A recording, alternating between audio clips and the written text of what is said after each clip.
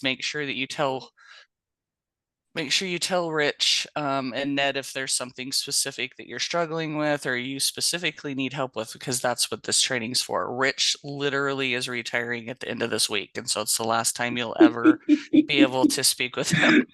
Ned will be able to help you, but just make sure, we're doing it for you specifically so that you can learn how to use all this stuff. So Rich, enjoy retirement. Sure appreciate all you've done. You're a rock star. Oh, thank you, Dave. We're really looking forward to this. It's his new. last hurrah. Yeah, you guys are the last show for me. I'll be in the industry.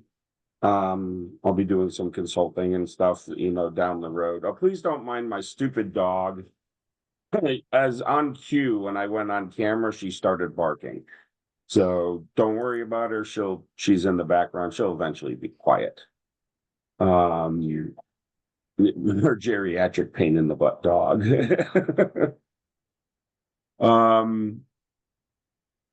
Like I said, I'll be doing, I'll be around. I'll be in the industry, but I really wanted to do this. Audra had, reached out and she's like, "Hey, we still need some people who need the training. May not have seen the first one.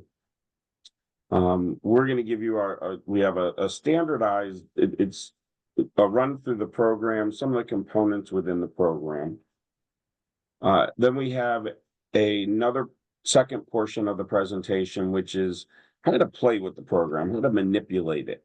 Some things you may or may not know how to do, or may not have been aware of that you could do, given, manipulating the program slides, maybe hiding a slide or adding a slide to meet any state content.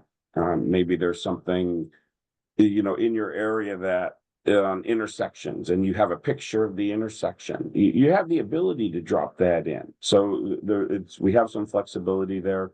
We'll work with you a little bit on that, as well, so things don't get messed up along the way.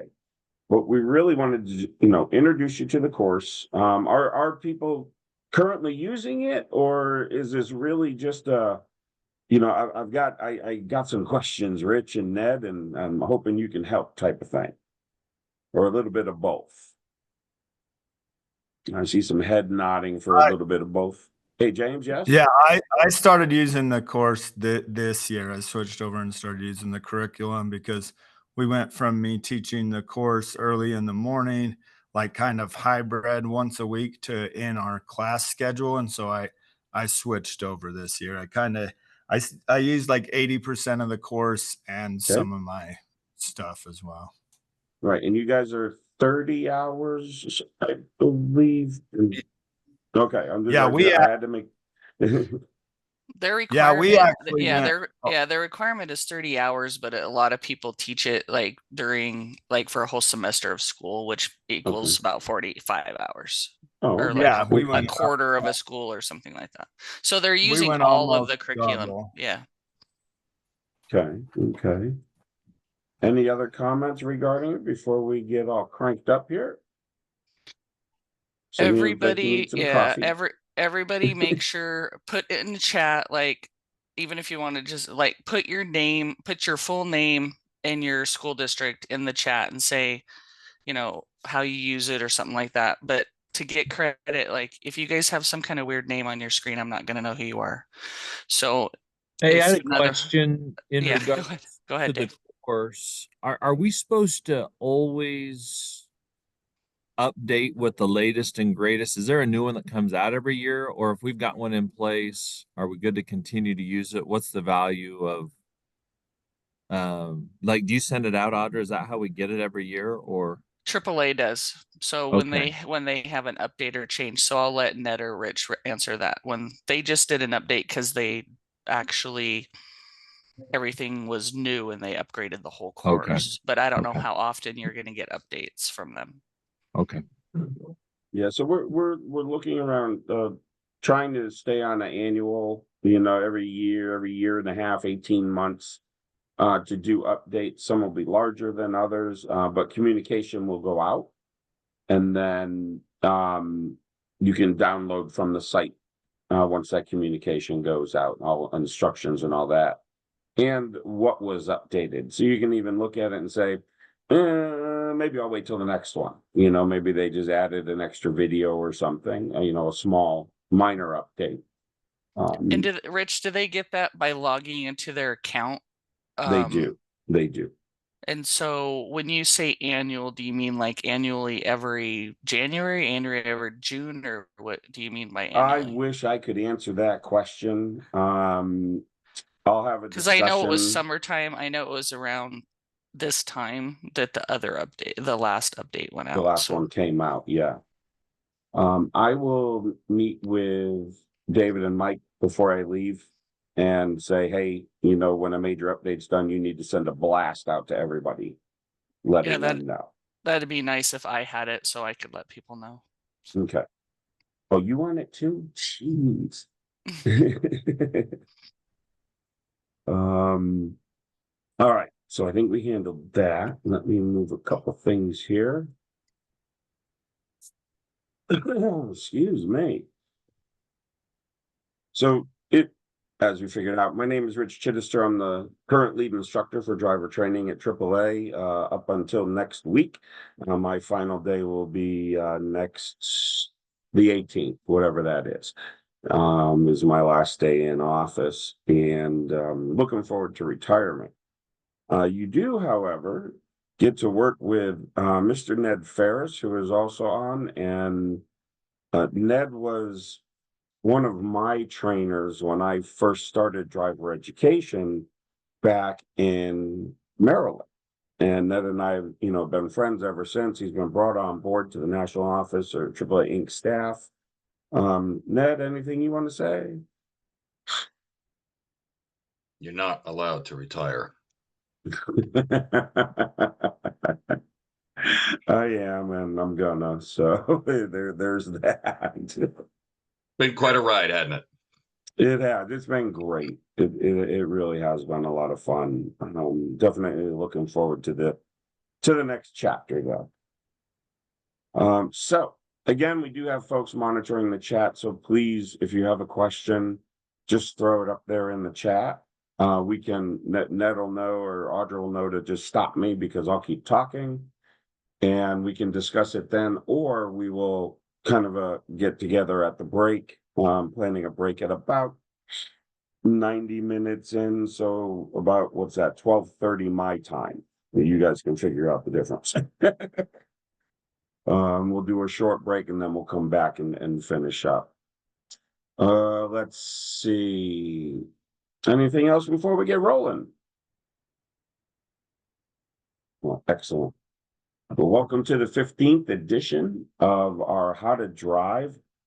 It's interesting. I've seen this thing go through a few in my time with AAA.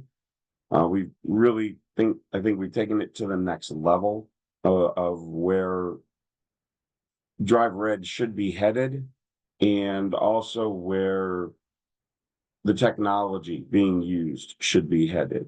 We've all seen crazy PowerPoints, and we're going to get into that. Yes, we have a lot of PowerPoints, but some of you have probably noticed, if you've been messing around with it, there aren't a lot of words. And we'll talk about that and how we built everything as we go through the program. I wanted to start with showing you just a couple of the items you will see within the program. You might be scratching your heads like, oh my gosh, what is this? If you haven't ever opened the PowerPoint, this will be very new. If you have, you may have some questions on how it's used. We can answer all that as we go forward. So the first one is our snap drive exercises. And the goal of this was to build the student's ability to look at a scene very quickly, diagnose it, and make some decisions based on what they saw. We all know driving down the road, you have a mere second or two to figure something out. You don't have all the time in the world. So what's going to happen, pardon me, is a traffic scenario will appear, and then it's going to disappear. You, as the instructor, will ask the students some questions like, oh, what did you see? What are some things you saw in that image? So with that in mind, we're going to go ahead and do one here for you. So again, an image is going to pop up and then it's going to disappear. And in your chat, I want you to put in what you saw. So everyone's got to pay attention. It will be quick. Here we go.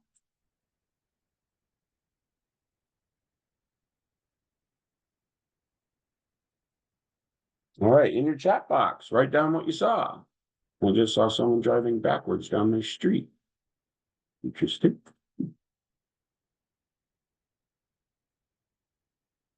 Let's see. Red truck, truck. Side of the hood with the hood up. Ah, even more information. Good. Sure, okay. So then you, the instructor, after having this discussion with your students, we'll just click it one more time and you're going to see, yep, we've got the red truck and all right, someone's cheating, Mark. Mark knows, that's why. And you can see there's the red truck, there's vehicles, lines. I see an oil can under the red truck, which just means it's a Chevy. And then for those of you who are really looking, yeah, there's a guy standing on the wheel with his butt hanging out in the roadway here, just waiting to get clipped. So these are all things that you want your students to really bring in, and then you can bring in the, hey, but did you see this? It's really interesting, some of the responses you get. We know through use in the classroom, we're finding things. I found something, oh, what was it, Ned? I think it was not more than a few weeks ago in one of the images that we never defined as a problem, but all of a sudden, here it is. So it's something more that we can add to the program as we do our update for that. It was just an extra road for those of you who are thinking about it. And we have one more. So I want everyone ready. You need to pay attention. Once the image goes away in your chat, write down what you saw.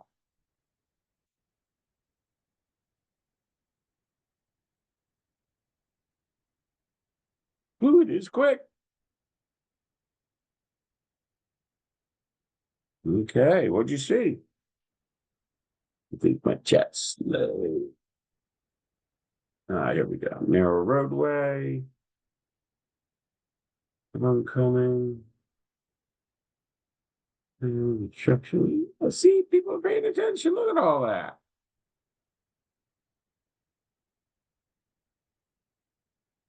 Orange cone tip. Okay, good.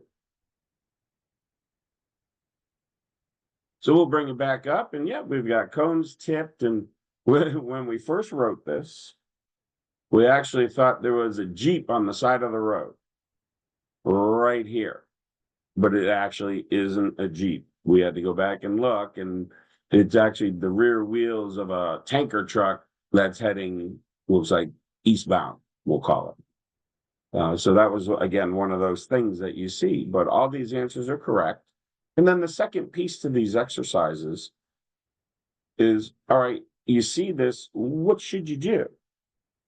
So you're going to ask your students that same thing. All right, now we see it. Well, what am I supposed to do with this knowledge? Is it slow down? Is it move left? Is it move right? These are all the things that you're going to want to extract out of your students as you go through these exercises. 3 vehicles close to each other now.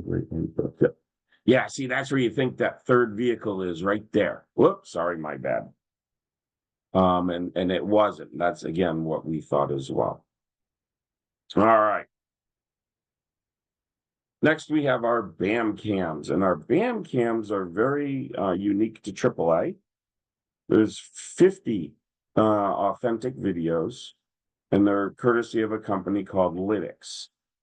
We have the ability to work with them through our AAA Foundation. These are exclusive to our program, which means nobody else should have them in their program. If they do, well, there are legal issues associated with that. But these give real video of in this case, teenagers driving, and it has an inside and an outside view. No one really gets hurt, but again, they're really looking at, wow, this is really what it looks like in a certain situation. And then what did the teen do wrong? Was there anything they did wrong? So you're really kind of analyzing. We're going to turn them into little crash reconstructionists here. So let's take a look.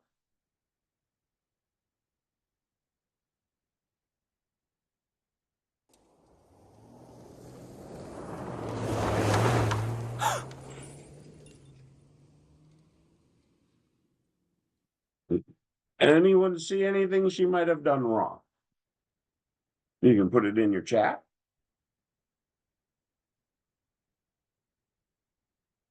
Oh, there we go. Eating, distracted, looking away. Sure.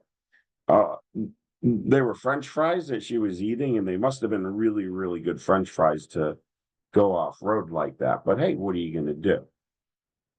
Here's another one.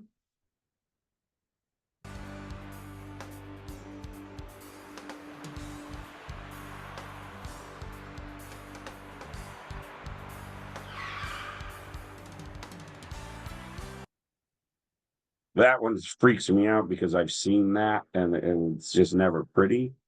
But again, what could this person have been doing, or what were they doing that led up to it?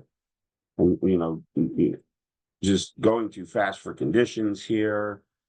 Coming up on a bus, you should be slowing down anyways. You're in a school zone. There's a whole variety of things here. Yeah, slow down is the key here. All right, let's take a look. And so those are just some of the elements that you're going to find scattered in the program, but we try to relate them to really what's going on and giving the student real world, things that nothing is staged here. Nothing at all was staged in those videos. So the students, you get a lot of students, they get you to like, oh my gosh, how did that happen? That's what you're trying to get into them, hopefully, so they don't make that kind of mistake. Now, all of you should have the program. And I just wanted to talk a little bit about we'll call it the what, really what's in the program at a high level, and then we'll dig in a little bit further. So we have our textbook. The curriculum was based off the ADSEA standards. So the American Driver Education Traffic Safety Association, off of their 45-hour program. So that's what our program was built around, to meet those standards. And in doing so, we had to do a lot of stuff. Using the latest research from our AAA Foundation, we've added information on the Dutch reach, which is using your right hand to reach and grab the door handle, so it forces the body to turn and look for pedestrians, so you don't throw a door out in front of somebody. Marijuana and driving. It's more and more, so I think we're 28 states now have legal recreational cannabis. These people are driving. So much like alcohol, here are the dangers of alcohol. Here are the dangers of driving while high. What to do if you get pulled over by a police officer. Of course, slow down, move over is a huge deal, not only for the country, but for AAA. We worked side by side with American Towmen and all state agencies to get slow down, move over passed for all emergency vehicles, to include our tow trucks, in every state in the country. And that's a big win. People are getting killed every day because people don't slow down. And even not just for emergency vehicles, but you see someone on the side of the road, if you're not going to help, at least get out of their way so there's no incidents. And then, of course, we cannot forget vehicle technology. We have an entire chapter of vehicle tech in here, some of which you won't find anywhere in terms of video footage. we show the tech, but we also go into what it won't do. And sometimes that's more important. We can say, oh, it does all this great stuff. Well, let's look at it from a perspective of, okay, what won't it do? And that's pretty astonishing to people when they see it.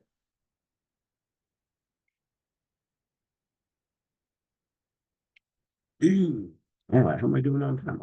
Doing okay on that. All right, next up, again, another piece that we have put into the program.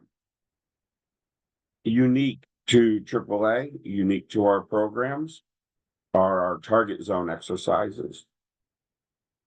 Ned, you've had some experience with these in the classroom. I know you've used them a lot with some great success, yes?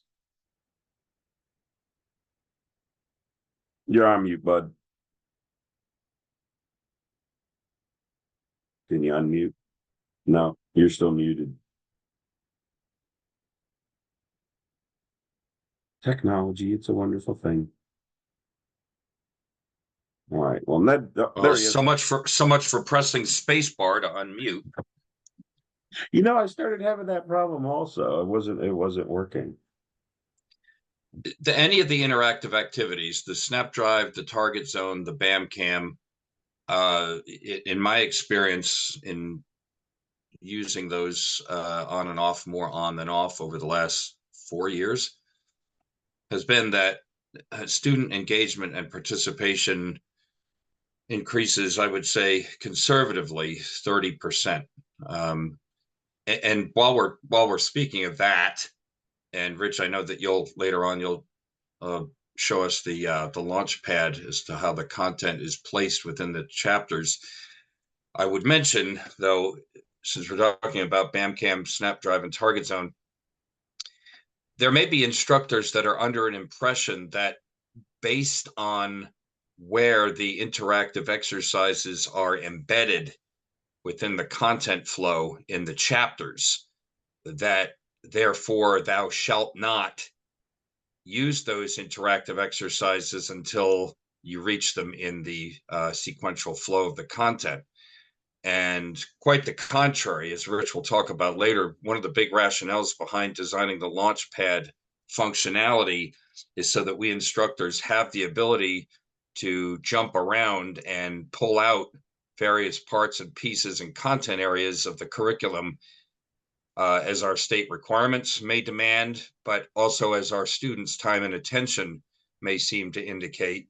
You know, I know it's Target Zone, BAM Camera, SnapDrive time when I reach about 20 to 25 minutes in to an exploration of a chapter, and I begin to get the, glazed over look, the more students looking down at their phones, even though they think that I don't notice that they're looking at their phones.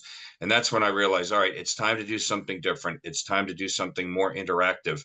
And that's when we pull out these interactive exercises. But they're all, this is a one-off. It's highly anecdotal, but it did happen that at the end of class one night, there was I had planned to present, I think it was a batch of BAM cams, and we just had run out of time.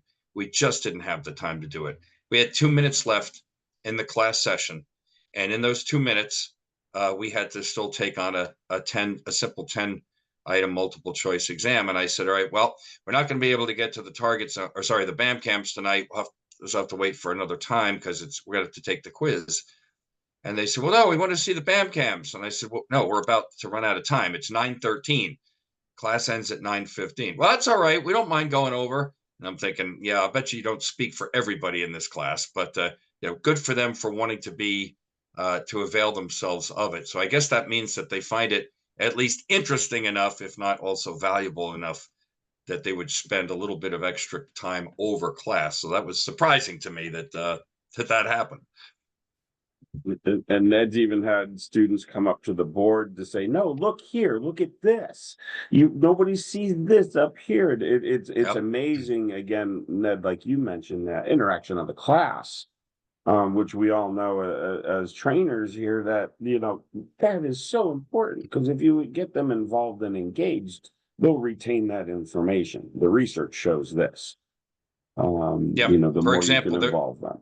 there's one target zone scene where you're on a freeway, and the prompt is, as you see there, where should you mainly be targeting your search? And there's an overhead exit sign that's a little attractive because it's big and it's got the yellow extra sign below it. And some of my students will say, well, no, you should be looking at the exit sign. And to Rich's point, I love it when the students themselves will direct each other and say, well, no, not where you are now. If that's your exit, it's too late. You should have already been looking at that exit sign farther away. So it's like, I just kind of stand back and mediate and kind of chime in when I need to and correct and coach as indicated. But I love it when they take each other on, and I call it to my students training our driving brains. That's really what these interactive exercises are great at doing. Absolutely. And again, it's something different. They haven't seen it before. It's not the same old, same old. All right, so I need everyone to take a sip of coffee here. We're going to be showing one of our new target zone exercises. And in this exercise, you'll need to take a look at the screen and select the zone or zones that you should mainly be focusing on. So that's the key. Yeah, where should you mainly get your focus? This is what we want students to be looking for when they're driving. All right, I see everyone sitting upright again. I see people taking sips of coffee. All righty, let's go. So in this scene, what zone or zones should you mainly focus your attention? In your chat, go ahead and write it up.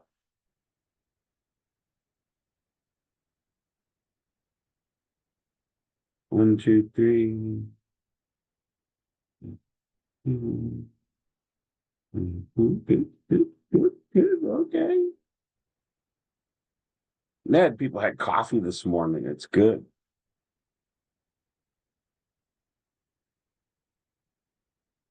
And 2, 4, 5, and 6. Good, good, good. All right. So this is what your student sees. You will then click it one more time, and it will reveal yes. So if you said 1 and 2, definitely this is the primary point. You got construction workers up here. You got a construction worker on the side of the road.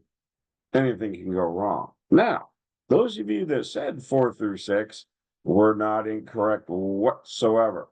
I'm a biker, so coming across this on my motorcycle, things like that, really freak me out sometimes. But if I've done my job and established that good visual search and visual lead time, I would have seen this well ahead of time and been prepared for it. But certainly you can put it in there, and that would be acceptable as an answer. So here's another one. In here, what zone or zones should you mainly be focusing on?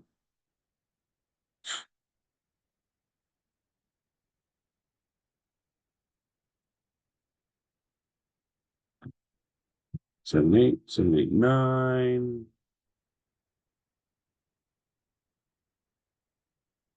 And 7. Okay, good, good, good.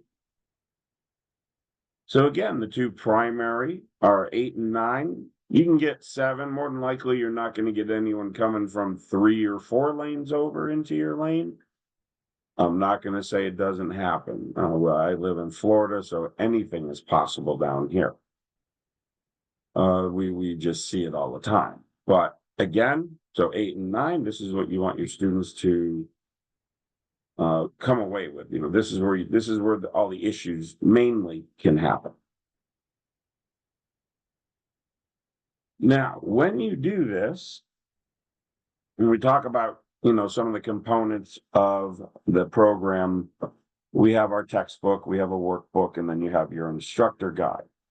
Now, let me pull mine up here. It's this giant 3-inch binder. Everyone knows what it is. It's actually 4 inches, I think. This has every slide and all the speaking notes in it. So you can see in the middle of the image on the right, that was the last target zone that we did. So the students, they'll write their information over here, pardon me, and this happened to be on page 5 of the workbook. So if you were to go to page 5 of your workbook,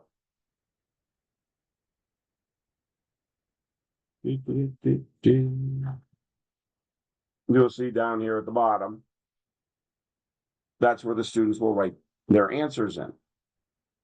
Now you have all the answers, all the speaking notes you need to every single slide is in the instructor guide. Additionally, and we're going to get into this just a little bit more, every single slide, all the speaking notes for each slide are also on the slide, in the speaking notes of the slides. So if it's written in here as speaking notes, it's in your speaking notes in the PowerPoint as well.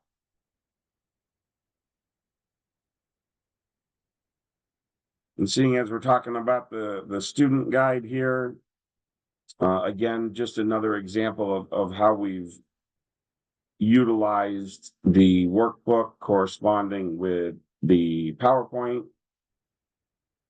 If you look here, so there's a chapter pre-assessment for every chapter. Those students will write their answers in the upper right-hand corner, or just under the chapter heading, chapter 1, 2, 3, 4, 5. It's in the same place in every chapter. So this is where your students will write those answers. That makes sense to everybody? Someone is inevitably going to ask, Rich, do you have a teacher's version of the workbook? The answer is no. But I have a lot of great teachers who do know how to read. So if you have the instructor guide, make your own teacher's edition. Some of the answers in the workbook aren't, A or B. It's, the student's opinion on something. So you can't have a teacher's edition for all of that, for all those possibilities. So just fill in your blanks as you go along, and you can make your own, keep your own copy there. Just, again, somebody will ask the question. Additionally, we've put an interview with an experienced driver. This is also in the workbook. So here we want the students to go talk with mom or dad or older brother, preferably not a, 16-year-old talking to an 18-year-old, although, could have some interesting answers. But we want that student to talk with that parent, mentor, or guardian, ideally, and just interview them about their driving history so far. What things did they have, with their parents? What were the roads like? Just so they can get a sense and get some information, from someone who has been there and done that. Also, in the workbook, we have a family used vehicle inventory.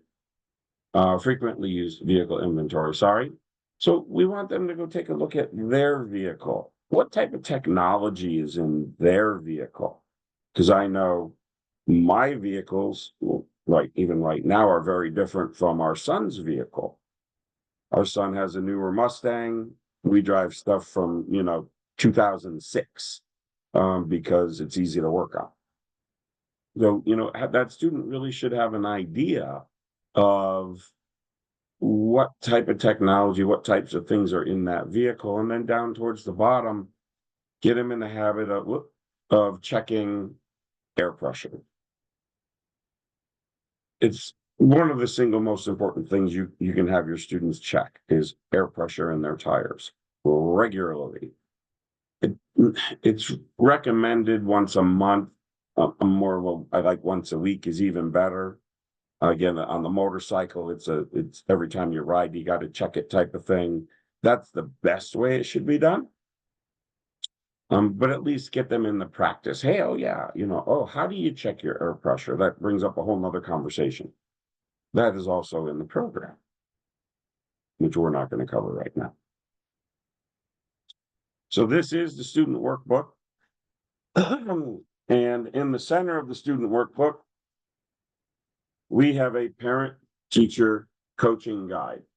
Now this piece here, okay, is for the students to basically tear out. It's in the center fold, so it should pop out nice and easy. And it's for the parents to help with that learning to drive process. You guys only have them, I think, is it 6 hours in the car? We can get a head nod. Okay, good. They need so much more. We know this. Parents, they're either too scared or don't know what to do. I found being a behind the wheel instructor, I had to untrain parents' bad habits. I see a lot of this, yes.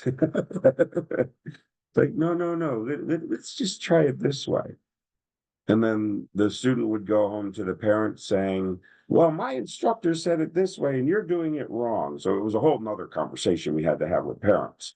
That you know, your students are going to come home telling you things. They're probably right. Listen to them. I taught my father, you know, enhanced mirror settings, and he thought it was the greatest things in sliced bread. But nobody ever taught him that. Surprised I didn't sooner. But anyways, so we have some do's for parents, some don'ts for parents. Some very basic, simple lesson plans. We're not trying to turn them into instructors because that could be just catastrophic. So we don't really want to do that, but we do want to give them, you know, something to walk into it with, because that's important. So they are teaching the right things. And, you know, you guys and gals know that once they're in the car with you, you can tell right away if they've been driving with mom or dad or not. And they'll say yes, but yeah, we all know it's, you know, not, just by their actions. So at least here we're giving the parents a fighting chance to get going. Say bye, my wife. Bye. Something about that. We have also included a driving log so they can start logging their students driving, just to get them going. And this is actually available on our website if they want to download more at AAA.com teen driving log. I believe the site is still active. Please don't quote me on it yet. So beyond the workbook, we have a textbook. So everyone has textbooks. Mine's getting a little worse for the wear because it gets used quite a bit. But everyone has a textbook. You'll notice that not all the images were shot in Florida. We really wanted to look at, you know, a variety of imaging. So whenever we travel, we have cameras with us, which we're just snapping photos here and there, whether we're up north, out west. We all have cameras with us and we use those photos throughout the program if they are worth it, you know, if they're worthy of it. All the post-chapter assessments are in the textbook as well. And at the end of the workbook on page 59 is where the students will actually record the answers to the multiple choice questions that are in the back of at the end of each chapter in the textbook. That makes sense? I think that made sense. There are also short answer questions at the end of each chapter. I would typically just have a student, you know, write on a piece of paper, write it down. Believe it or not, they could probably text it to you faster, but have them write it down.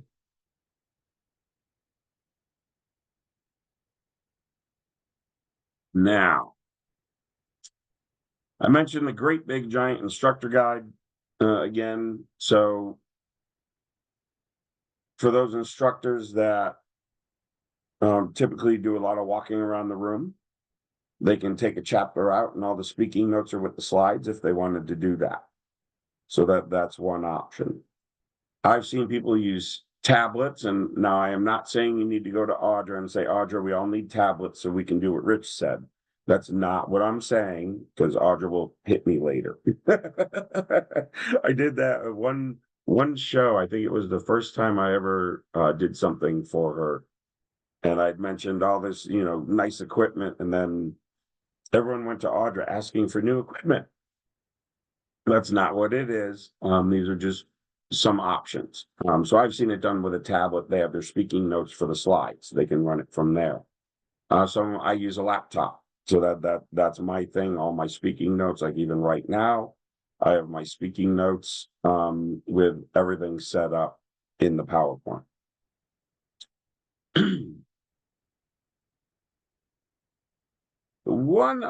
Another exercise, we really had some fun with our PowerPoints. Some might say a little too much. I'm under the gun here because I haven't done this one in a little while. So we built a matching game, so matching a term to a definition. So let's see, what if I hit one? So one is, I know acceleration. Let's see, is it 6? No. So those two didn't match. How about, let's see, applying brake pressure to a point just short of locking the brakes. What is that called? It is threshold braking. Not bad. Now, if you click it, it'll go back, or you can just leave it up to say, hey, the student's got the match. So let's see, if I click 6, progressive acceleration, where was that? No, that wasn't it. How about this one? See, I'm rusty. Okay. Anyways, you can go through till they get it right. And when you get them all right, now I even built in just an instructor helper here. So you can very quickly know if it's right or wrong. They have a color. I'm not sure what color is that color. I have an off color here. Oh, I'm using a different deck. I'm sorry. Everyone has their matching color though. All right, as you go through. And I'm just not sure. Oh, that's because it's right there. So these are two different blues here and here. It is the right deck. So you can do this with your students. I color coded them for ease of use. It just makes life a little bit easier for me when presenting. So I don't, which one was that again? Because it gets tiring sometimes. And then we have this one we really love. This is, what color are the signs? So you guys are going to get involved here. So again, I need everyone to kind of sit up in their chairs here. Let me take a look in my video feed. You guys don't look too bad. The ones that I can see. All right. So what color are these signs? This is a new exercise that we've put in. So this is in your programs. So if I were to look at this, what color are the signs above traffic? Let's say Bennington and Troy. You can go ahead and put it in. We got green, green, green. Okay, good. How about the exit sign? What color is that? Yellow. Okay. Yellow, yellow, yellow. So you as the instructor, again, you've asked these same questions to your students. That's all in the speaking notes. You go ahead and click it again. And at the end, it will reveal each and every sign. And these are the original colors. So it just fades the color. So let's take a look at what color is the detour sign here on the top. You can go ahead and put it in your chat. It's interesting. White, orange, orange, orange, orange. Okay. How about this big 8-sided one? What color is that? Okay. I'll give you bonus points if you can tell me what a silver 8-sided sign is. In your chat. Woo! Did I stump you? Oh, nice, Justin. You get the extra points. Sure, it's the back of a stop sign. This is important because you could be at a 4-way intersection and at least you know that the person across the way has a stop sign. It doesn't mean they're going to stop. It just means they have a stop sign.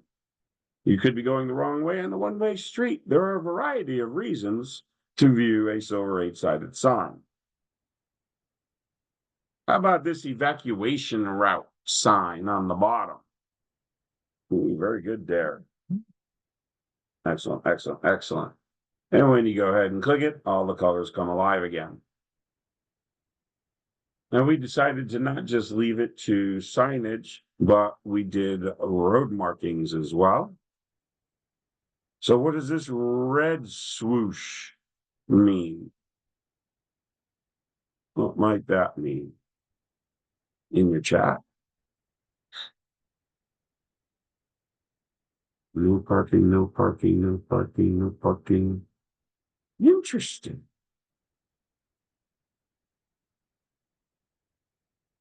Grammys. It's actually a fire lane. We take parking in front of fire lanes very, very important or very seriously. When we actually got this from Anaheim Fire Rescue, and they have the utmost authority to do this to your vehicle if you're dumb enough to park in front of a fire hydrant. I wholeheartedly commend it. I think it's fantastic, and I wish I could get more photos like this. Real live one. I have some friends on fire departments where if I asked, I could probably get some. But again, imagine trying to explain this to your insurance company. How'd that happen? Because I was stupid. All right, how about this one? Here's an interesting one. What does this green colored communicate?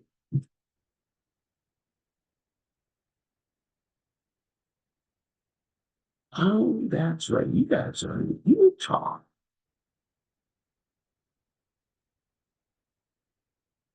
Excellent. Sure. It is the bike lane. All right, I've got another one. Let's see if we can throw this one at you. How about this burgundy colored? Where might you see that?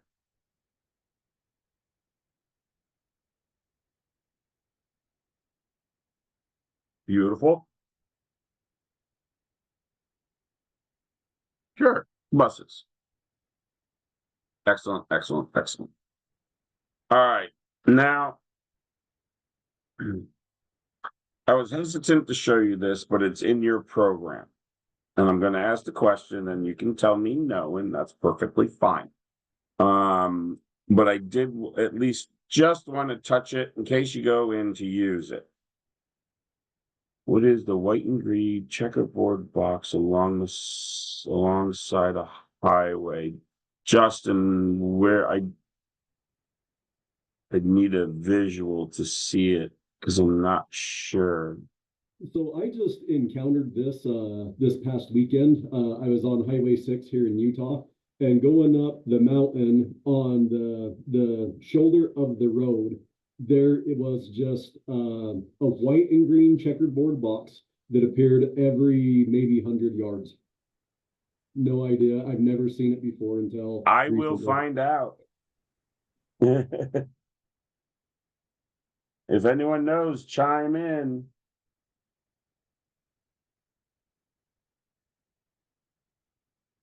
And it was on the side of a highway? Yeah, and it went on for probably about maybe 10 miles or so, and then it replaced just a white circle. The white circle sounds like aircraft. And I was wondering if it was something to do with like GPS guidance or something like that. I've never seen them before. Interesting. I'll see what we can find out. Did it have chess pieces? But wow, it's going to be one of those days. All right.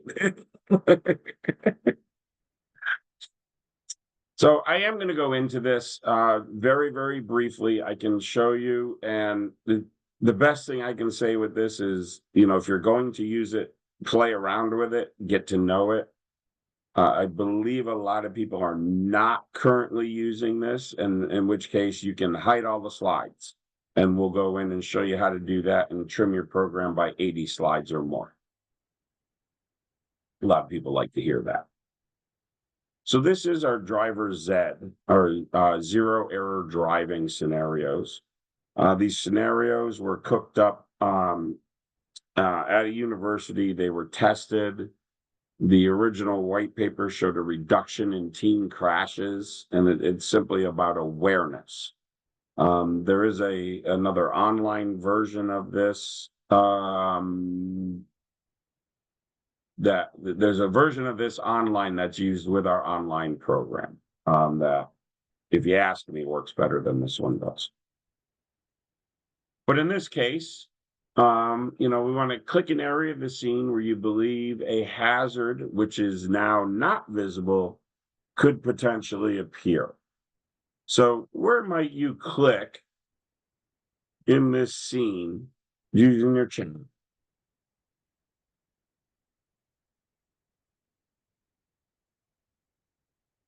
The hazard which is now not visible that could potentially appear.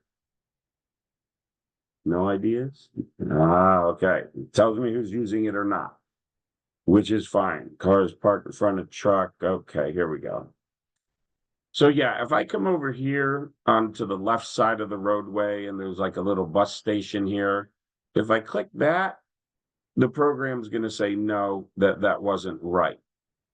So it's going to take me back. It's going to ask me again, and I'm going to click in front of the truck. And look, it is correct.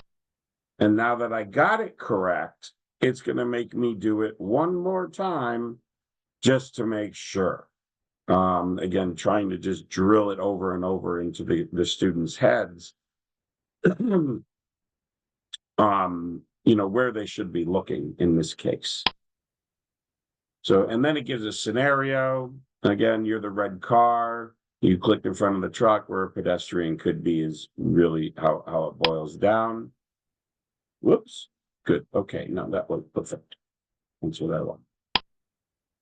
So the driver Z, again, in each chapter, my gosh, it makes up between 80 plus slides. You don't go through each slide. It depends on what's clicked. So if you click the correct response, it doesn't go through the two missed responses. It just automatically goes to, okay, do it again correctly, and then move on. So a lot of those slides are never even seen, but it's just the way it's built.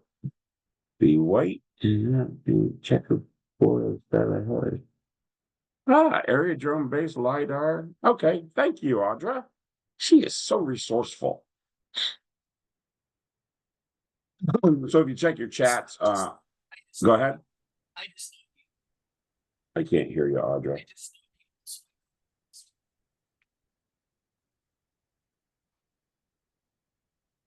So it says the white and black painted checkerboard on the side of the highway called ground control points for aerial drone based LiDAR or I can't even pronounce it. It's too early.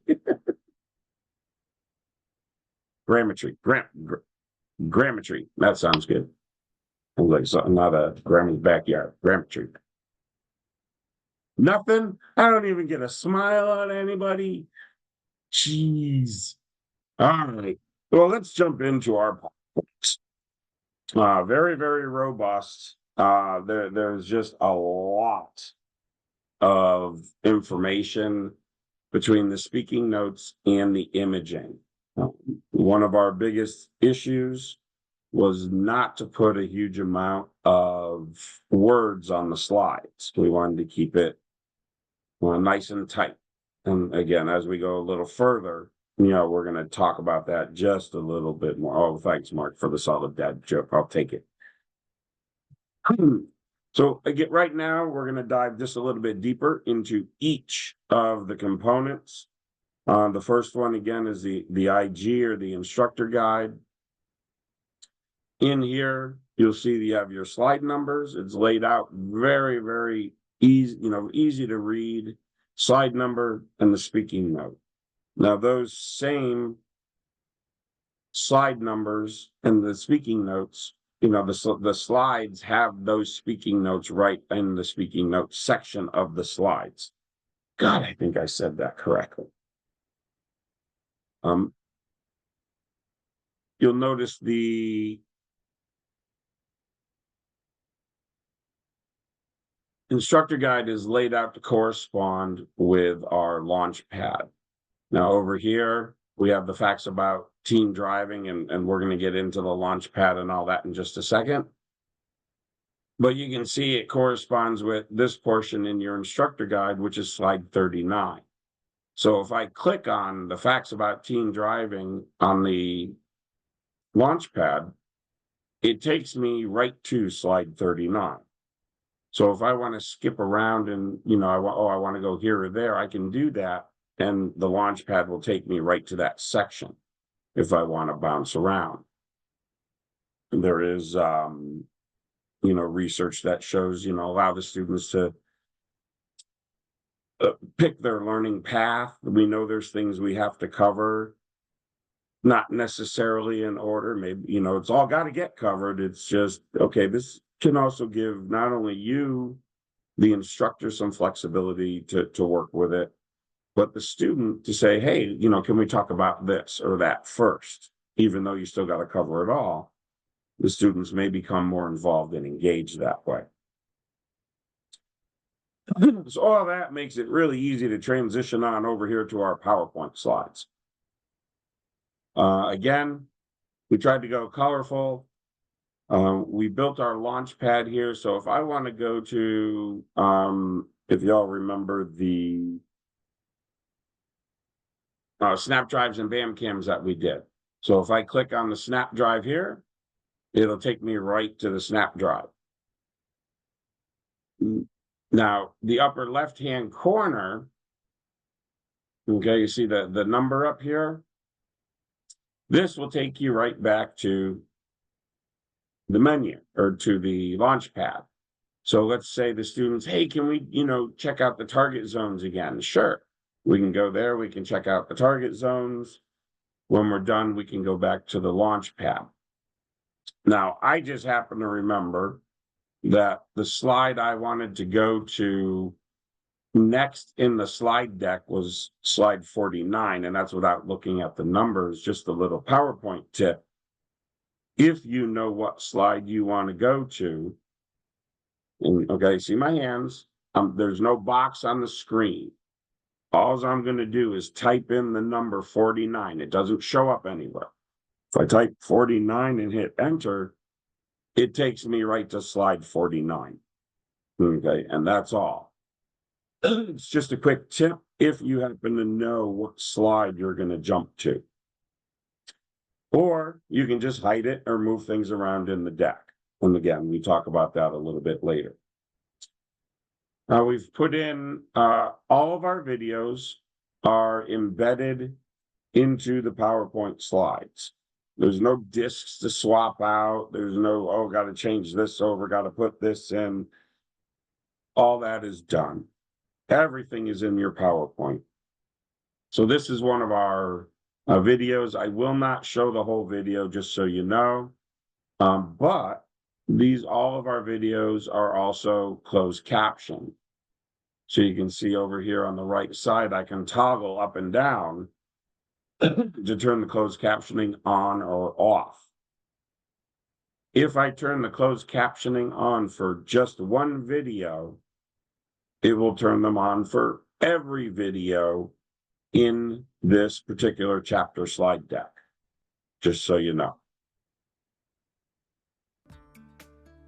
Ah, the infamous driver's license. What does it mean to have a license to drive? To most drivers, regardless of their age, it means freedom to come and go when and where they please. It means more choices and more opportunities. But along with these benefits comes a lot of responsibility. primarily the responsibility to drive safely every time you're in the highway transportation system. So we're not going to show the whole video. Certainly, it's, go through. And folks, I cannot stress this enough. Do not pick this up and walk into a classroom and try to teach it without ever going through it. Please, and I know you all know this, and it's probably, oh, okay, yeah, we know that. I've seen people do it. I've seen, polished instructors try it, and they stumble because they didn't take the extra time to figure out, okay, this is a click through, or you have to click this, rather than just, instead of, just jumping into it and going. That's where people get into trouble with this, and they get confused. Then they get frustrated. Then they call Audra. Then Audra calls me, and so we're trying to eliminate a lot of that.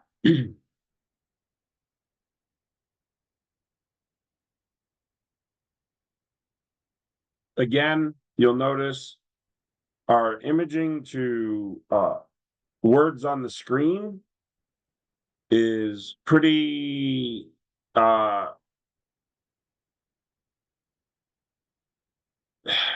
beneficial to the student's eye. That's the best way I guess I can put it. Less words is more. So we do put some words on the screens. We've all been in those presentations where you've seen the top left to bottom right justified about 24-point font. And then they're reading every single word off the screen as and it makes you crazy. I know I've walked out of presentations from people who do that because I can't handle it. Me, I will stand up and say something, and then I'll be removed. So I figured just walking out is probably better in some cases. What you see, all right, as the instructor. So this is your presenter view. So the student sees on the screen, the left-hand side over here, okay, where it says slide 49 and 89. So, and then you see on the right side, you can see there's an extra build. So that's your next click point. So that's how you know when you move through your speaking notes here underneath that. All right, here's my next. So I click it, and then that's my next click point. So that's what appears next. It would be that fourth bullet point. This is where some people started having some issues. Again, you have to know where those clicks are and when to do them. That's just a timing thing. That's just getting familiar with the program. That's all it is. It's nothing more than that. Again, we like to use a lot of imaging, not a lot of words. Here we have a actual DUI, mock DUI demo that we were able to go film at the Lake Mary High School, which just happens to be up the street from where we work. So we got to go and film this whole thing, and it was really good. We were able to grab some really excellent photos for our novice program. We were able to interview some of the participants. We were hearing kids crying in the background, and they knew this was a demo. But it was very powerful because more than likely they know someone who's been involved in a wreck. So it really pulled on the heartstrings, which we found really makes a big difference. Let's see. And then automotive technology. So one of our biggest things with automotive vehicle tech is not only what it can do, but what it cannot do. There are all kinds of systems out there, and every time we update the curriculum, something is coming out months later. It's so hard to stay on top of, which is one of the things that will be regularly updated within the curriculum as we move forward, or as AAA moves forward with it. A couple of them we did want to show you, however. This first one has to deal with the pedestrian detection. So we've all seen those commercials. Excuse me.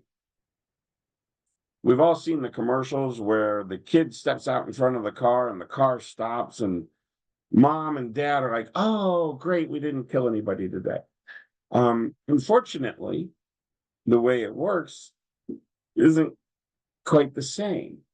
The data on these is not good. We'll get into it in just a moment, but I just wanted to show you some of the testing that AAA has done with auto manufacturers. They knew exactly what we were going to be doing with this. And their responses were interesting. Well, let's take a look.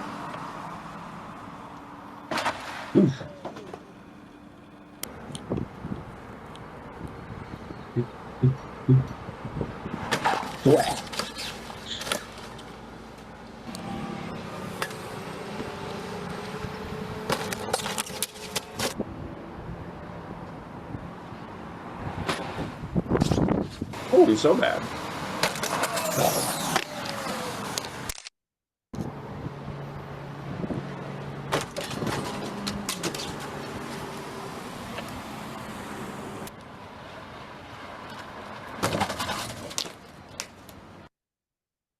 So that's a whole lot of nope going on right there.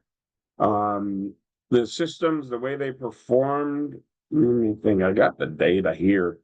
About 40% were able to avoid or able to stop before the collision. 40%, that's a failing grade wherever you go. At nighttime, there was a 100% failure rate for these systems at night. Now we do again, so here's one of those things. We've got some new data that's just coming in like last week. So we may be updating these a little bit. But what we're really trying to get across is you can never rely on these systems. They're basically there in case somebody messes up somewhat. All right, they're there to help mitigate the damage. But in many cases, they will not eliminate that type of damage that goes on with these. And it is a lot. You know, it's a huge amount. So, I'm going to come off my share here for a minute. And let's try and I do this a little reluctantly. Let's field some questions here. So Ned, I hope you're ready as well. Okay, so Spanish would be helpful. Audra, we currently have the textbook in Spanish. If you need, just order them from Audra.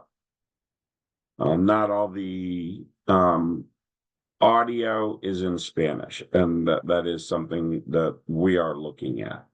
I'm not saying we're doing it yet, but it is something we're looking at.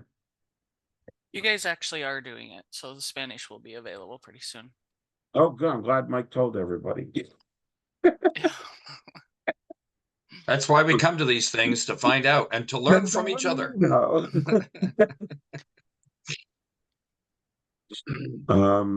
Any other questions? So who's played with the program and have you come up with anything like, what the heck is this? Or does everybody know how to download their materials just from the very beginning? Like, you need to make sure that you have all the materials are ordered through me, so I'm the one that gets your username and password every time we do an order, instead of you getting it because you're not doing your own ordering. If you did your own ordering, all that information would come to you, like the instructions. So when I do an order for you, or if your school already has them, like you came after your school got everything, you need to ask me for your username and password to get in, and how to the instructions for it, and how to download all of your materials. And once you have the download, all of the activities that he just went through, the videos, everything that you need are embedded within your slides. And you don't have to use all the slides like he was just talking about. You just pull out and make the slides your own. So that's like some of the big confusion is everybody gets overwhelmed with, first of all, I don't even know how to download. Well, you need to ask me for the information. And then once you start working with it, you need to pull out what you want. And just to go along with what you're saying, Audra, I'd be careful about saying pulling out, because what we have found is if we delete slides, then that can cause problems. And Rich, I think later on is going to be showing us how to hide and unhide slides is the better way to go. Yeah. Right. Yeah, we don't recommend deleting any slides. You don't have to use them. No, you won't. You won't get to all of them. No, you just can't. This is okay, you know, I have at least one student who doesn't speak English. Okay, James, this is about the Spanish, I'm assuming. Yeah. Yeah, I was just responding to Ari's.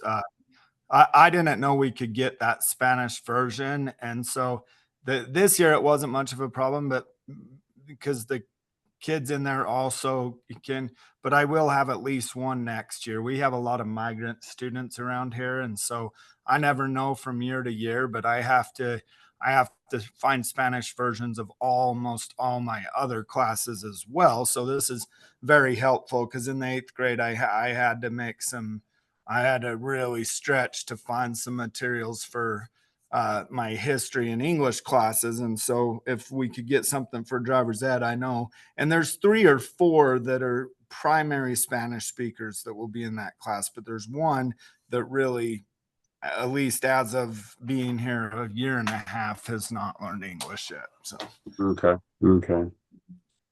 Does anyone have any issues with deaf students? I've had one, but then she ended up transferring out before she finished the course, but she had an online interpreter in the classroom. So I would just have to set her really close to the front, and then that she had an online interpreter, and she transferred before I had to do driving hours. But it was going okay while she was here. I think it was going well. Audra, I think it was your group that when I was up there a couple years back had a hearing impaired instructor. Correct. We actually have 3 now. Wow. Most of our students, most of the deaf students, if they're primarily they go to we have 27 deaf schools throughout the state, so they just go to those particular schools. But there might be some that are mainstreamed, and then we would work with that individual teacher who needed assistance with a deaf student. That's awesome. I remember I've worked with deaf students, and I know enough sign language to get myself into a whole lot of trouble. But it's so rewarding, you know, but their visual sense was so much greater than, you know, some of the other students I've worked with that, you know, have the hearing. So it was really interesting to work with them. Really interesting. It was fun. Let's see, tech tip. It was useful to have a PowerPoint download directly to your hard drive and computer rather than stored in the cloud. Yes. Yes. Yes. Yes. Did I say yes enough? Okay. And yes. And yeah. So yes, I agree with you. I download everything onto an external hard drive, and this is what I run my programs off of. This one here is, it's, I don't know, maybe a 15 gig or something. For me, that's the best way. The cloud can get a little sketchy sometimes. So Audra, do they have that capability to do that, to download it onto their laptop or onto a hard drive, external drive? Yes, they do. Okay. They have the ability to set it up however they want. Yeah. And the only reason I'm asking is because our military cannot. That it's a whole nother issue for us that we have to deal with. So even in our own building, they can't. Hey, Rich, I'm special, so you are. Somebody was saying something. James, did you have a question? Oh, I was just gonna, let everyone know that I downloaded it first on my work computer, but then because sometimes I use my laptop and stuff, I have it on a big external hard drive as well. And so it'll let you download it multiple times if you need to. I have it on my computer and on a backup hard drive and on the cloud just in case. So awesome. Redundancy. But that is good to know, though. I'm glad you mentioned that, because there are some download experiences where once you've pulled it in, that's it, and you're going to have to do something else to get at it again and again. Yeah. Hey, Rich, could I mention, if I might, that you mentioned, that you may or may not use driver's ed, for example. And Audra mentioned that the amount of information that's in How to Drive 15 can be overwhelming. And even if it's not overwhelming, I find it's way more than I could possibly fit. I'd love to put it all in, but I can't. I just can't get to it all. Last year, about this time, I was invited to present at the Vermont Driver and Traffic Safety Education Association. And the then sitting president of the American Driver and Traffic Safety Education Association, Joe Barch, was in attendance at that conference. And he took me aside during one of the breaks, and he had this kind of a sheepish look on his face, almost guilty. And he said, Ned, I'm using How to Drive 15. I can't get to it all. I said, that's correct. No, you can't get to it all. And he looked at me as if to say that, I think he first thought I was kidding. And then when he realized that I was not kidding, it was as if I had granted him absolution or something. I said, Joe, there's no way that you could get to all of it, which is why I was interested to hear that some folks here do have a 45-hour time budget as opposed to a 30. But I dare say that even in 45, it's probably tough to get it all in. I'm one of those who taught it for a full semester, so it's close to 50 hours, and I still didn't get. I found some of it So this year was a little probably rougher for me, just because I was trying to incorporate it while the stuff was going, and I was trying to stay ahead of it. But there's a lot there, and then there's some things like, whether I'm biased or not, that assignment wise that I liked in my old curriculum that I like to continue, and it adds on. So it's definitely, if you can't get down if you don't get to it all. If it's really good to, if you haven't done the course before, to go through the chapters, and then, because you could zip through the book easily in time, but if you're following the slides, as there's some chapters where you want to use 80% of it, and there's some chapters where I felt you could use 20% of it and you would be fine. Exactly. And now I think by next year, I'll be a lot more fluid with the pacing of it. But yeah, even in a 45-plus-hour course, there was just, I didn't get to everything. So Now, James, are you using the driver's ed in the class or no? The which one? The Zed, I did some of those too. Really? Yeah. Okay. Yeah, I've tried. You mean the Zed ones, the ones where you're clicking like options of stuff with the students, right? Yeah. I mixed some of those in. Those some days I had a group of students this year who were not as participatory as, you just sometimes have some that are more like laid back. So I'd have 2 or 3 kids that really loved it and got into that. And I had some other kids that were just like, get through the information. I'm not saying anything. But I tried to play around with most of that. We did some of the eye coordination, like some of the things where they got to get up there and test if they could do 2 things at once. And that was the thing, is like, I think if you have a chance to go through it, I probably showed some of the stuff that I won't next year. And I found some cool things that I'll probably incorporate more of next year. Nice. Like that, that I didn't get to use as much as I wanted to, but they love the the BAM cams. Those I found are good. To get, the only thing I had a problem with, in my district, we have Apple. And so unless you pull teeth from someone, we can't ever get a straight DVD player because I wanted to use the CD version so I could just have the videos and stuff. I haven't looked through it and seen if it's exactly like the slideshow. So I'm still interested this summer in seeing how the DVD version of the video, you know, because sometimes I wish it was a little easier to just to grab, say, all the BAMCAM videos for and pull them into one section and all the Z stuff, driver Z stuff into one section instead of having to go open each chapter. If I could just look through them as a total. Is there any way that that's available?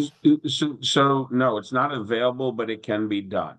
And if you know, if you wanted to, you know, combine them like that, we provide a blank slide deck. In a set, now you wouldn't have any really unless you know how to program the menu. Yeah, okay. So you'll build your own menu, but you could literally copy paste from one to another. That's kind of my game plan right now. And that's what I was going to say is I like that the slide stuff is edible because there's some notes that I add on to mine that are just reminders of where it links with my other curriculum assignments and stuff. So I've liked that once you download it, you can go in and kind of play with it and add speaker notes or whatever and save them And you can move stuff them like around. that. Even if it's a matter of just you want to show them earlier. Yeah, that go ahead. That's one thing that I've really liked is because I mean, I covered a lot of the same stuff, but I may have done it. And there's a few chapters in your book, as far as suggestions go in the curriculum, that I think go better together, like sooner. Like, I can't remember the two chapters I'm thinking of right now, but there's one that's at the very beginning in the first 3 or 4 chapters that links up with something 8 or 10 chapters later that I'm like, oh, this would have been nice if I would have just taught these two together. I'll have to look at my notes to remember which one, but I'm kind of obsessively weird about that. So it'll take me a year or two to get it the way I want. That's awesome. That's passion. Love it. That's not weird. That's passion. There's a difference. Yeah. I'm weirdly passionate. What is a DVD, Dave? Yeah. Okay. Yeah. So yeah, go ahead. I was just gonna say, I want to second. It can be a little overwhelming. I'm just finishing up my hours to finish my endorsement, and when I was doing the classroom portion, my mentor teacher had this program, and he hooked me up with it. And as I was getting into it, I was like, "Holy cow! There's just so much to do with these students." But I think, as has been mentioned, it can be fairly simple to kind of plug and play what will work with the class and what will work with the students. For example, those sign color activities, we did those, and I was able to observe mastery after 2 or 3 of them. But inside the slide deck, I think there's like 15 to 16 There's a different. bunch. Yep. There's so many. So I think pulling the ones that you know will work. I think with every activity I've noticed, you're able to observe the mastery fairly quickly, but then you just give more to continue to help us make sure we have enough resources. And I kind of appreciate that's the key. And again, you don't the word pull for is bothersome to me, and that's just me. Just hide it. You don't have to. All you have to do is hide it and resave it. And when you play it, because you may want to go back to it in 6 months and say, you know what, the class might benefit from this one, so we'll unhide it, and it's still there. If you want to do it that way. So again, I don't recommend deleting anything. Just hide it, move it. But don't delete it because you may want it later. Anything else? You guys are either quiet or somewhat sleepy, and I don't like sleepy people. Audrey, you did tell them about the assessment at the end of the training today? Yeah, huge test. All right. Ladies and gentlemen, we've reached just about the 90-minute mark. We're about 5 minutes shy of it. So I am, actually, we are right at the 90-minute mark. How about that? Oh my goodness. At least that's what my clock says. We're gonna go ahead and take a break. Let's come back at 12:35. 10 minutes enough for everyone to get up, stretch, do what you need to do, and get back. Is that enough? Okay, then enough it is. So at 12:35, please hop back on. I'm gonna hop off and take a break myself. And that's 10:35 for you guys. Yeah, 10, oh, sorry, 10, sorry. 10:35. My apologies, my apologies.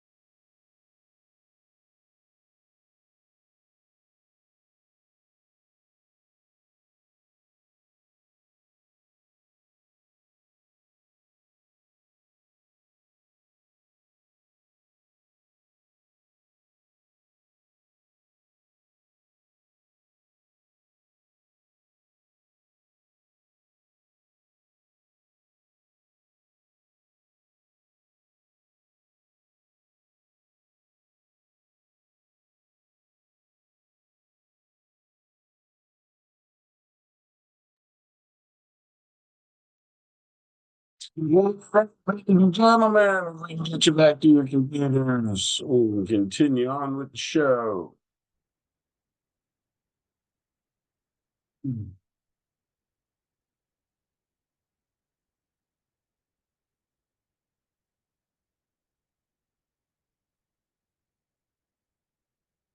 You see some more faces coming on.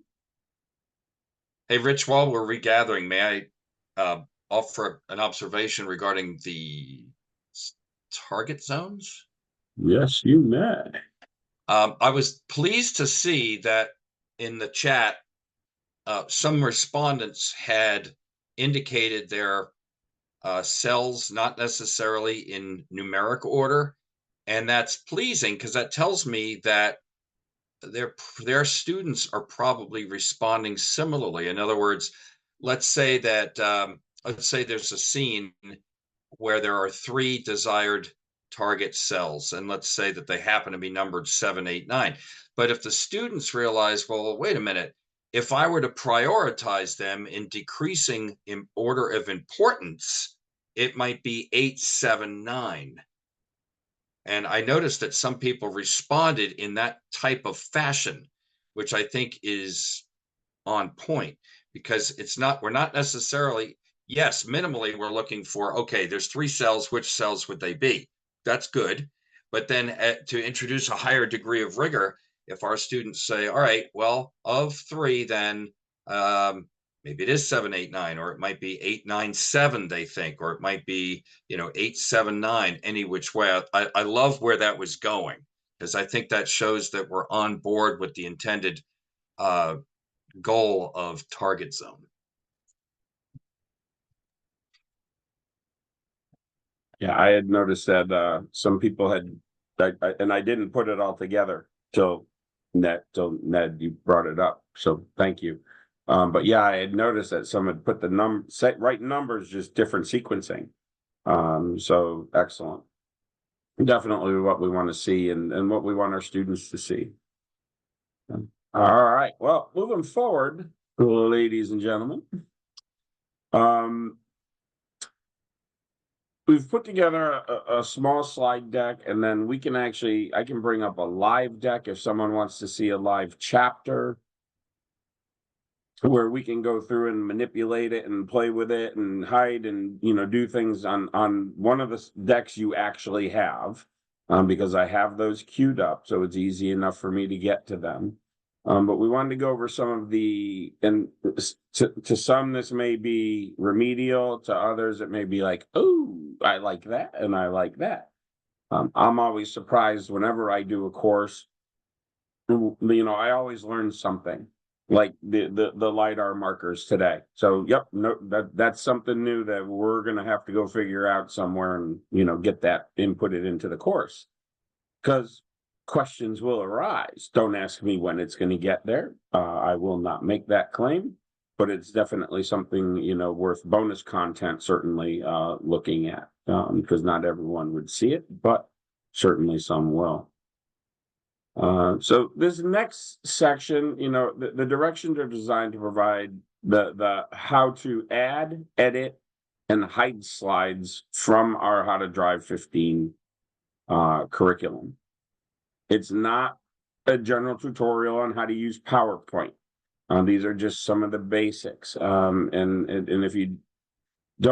if you're not extremely comfortable with PowerPoint, and I believe everybody is, so hopefully this isn't even an issue.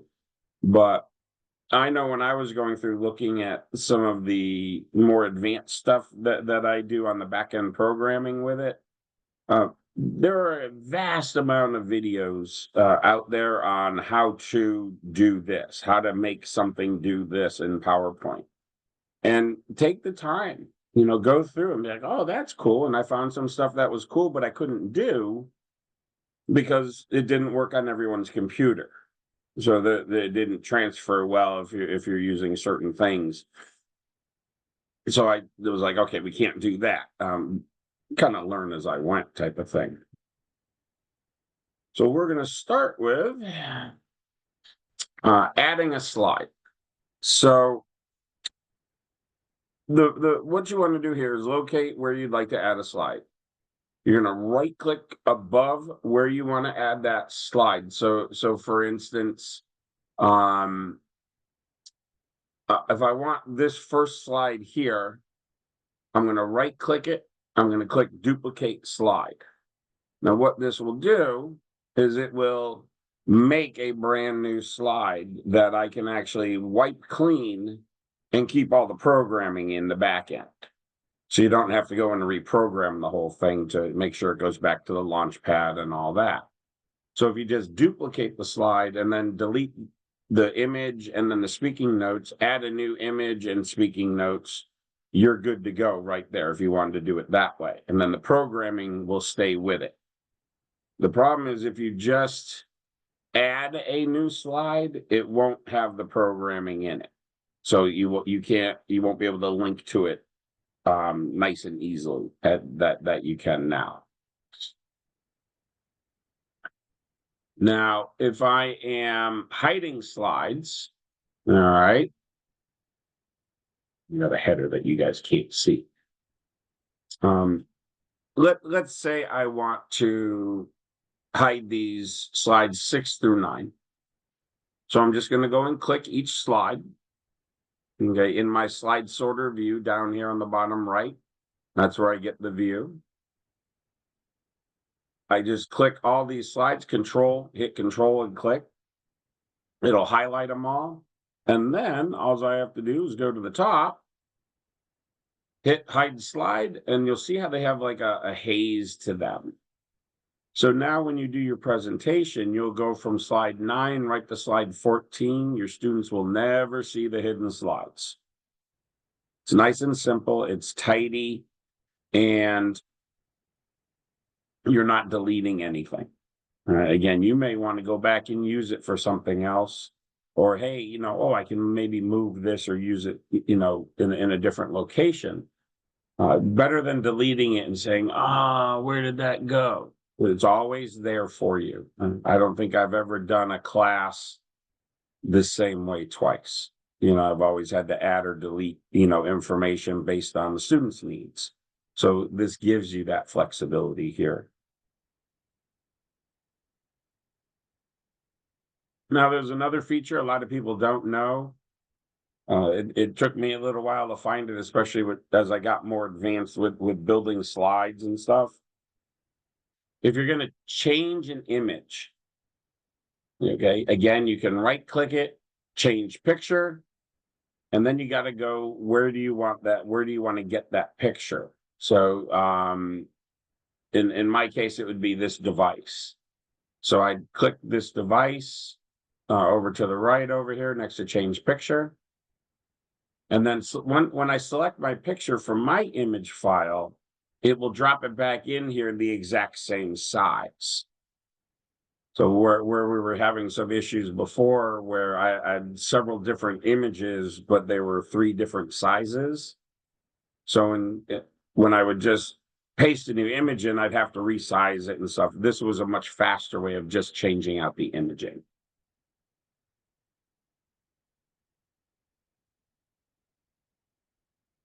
Now from here, if you want to move slides, you want to go ahead, select your slide sorter view down at the bottom here.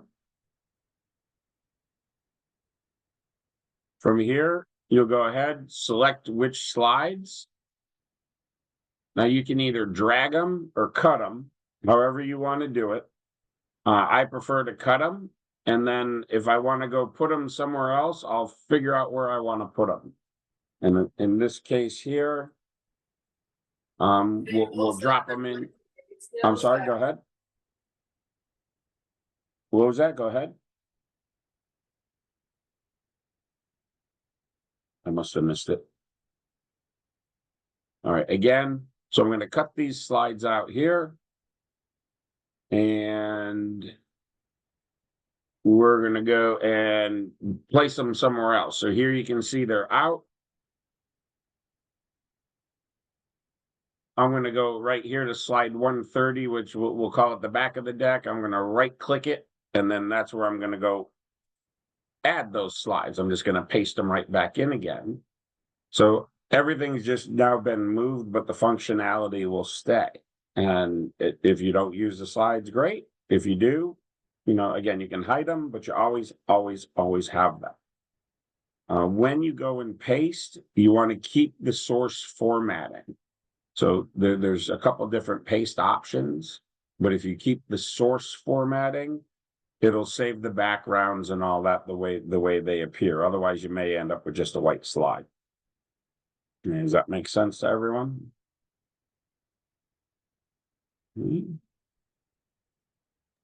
Rich, what did you do, if you could go back, what did you do to pop out that keep source formatting?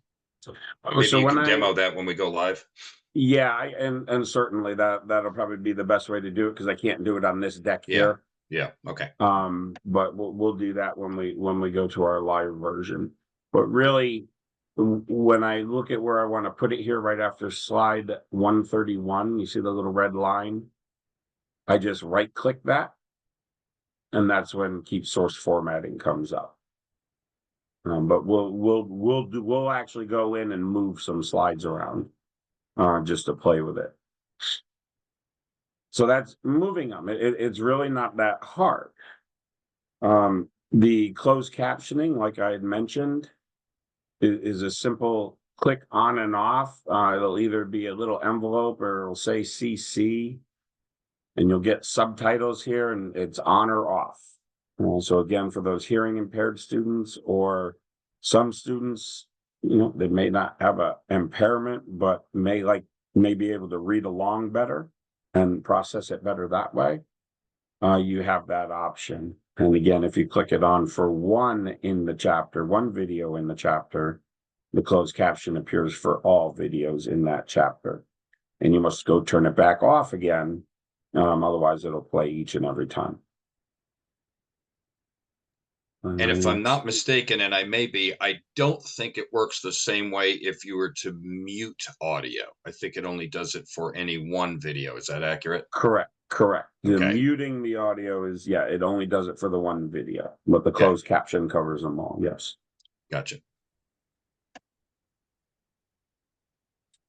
All right. And then, again, I can't quite stress this piece enough, and we're flying through it here. So we do not recommend deleting slides. It can disrupt the Launchpad linking. And again, you may want those slides later. I can't stress this point enough. It's critical, So, in terms of editing, let me click off stop share here. I do. Oh my goodness. That's better. So in terms of editing, are there any questions related to it? Is someone really not sure? Let's see. Tech tip with you down PowerPoint. Okay. Coach, where are you? I want you to pop on the mic here. There you are. Yeah, go ahead. Comment for me, please. Well, that's just if you're reading the slide or talking to the classroom, it'll convert the language that you're speaking into a language for the students. I do it often with students that speak Spanish only or Portuguese. Even I had a Russian student. So it helps put it across the bottom of the screen so at least they can understand it. It won't convert your videos, but the PowerPoint, if you're reading the words on it, it'll help the students understand. Well, that's awesome. I did not know. See, I learn something new every day. And I'm getting near the end. That's fantastic. Thank you. Anything else regarding the editing side, and moving slides around, programming? Like I said, I do want to bring up one of our slide decks, and I can do that now while we're chit-chatting here.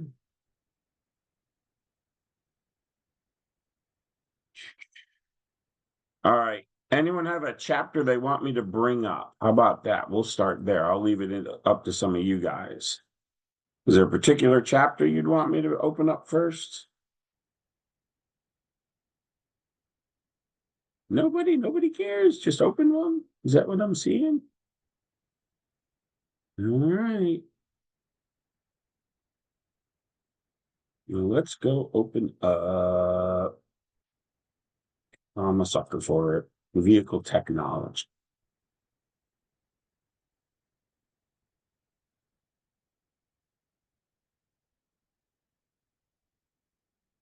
And we goes back into it. Look at that. All right. So this is our vehicle technology segment, one of them. There's actually 3 slide decks for vehicle tech that encompass chapter 19. And the reason why we had to break them up into 3 is because they are so big. And let's see, I'm gonna go, who wants to see how the soup is made until they have to make it. All right, so let's talk about editing here for a minute. Now, first of all, the Launchpad will not work in this mode. You must be in presentation mode or presenter mode. Okay, otherwise it does not work. You can see as I drag my cursor over it where each button goes to. So I think you guys should be able to see slide 13. Can you guys see that on the screen? On the launch pad there? No? Yes or no? Okay, I got James nodding his head. So that's good.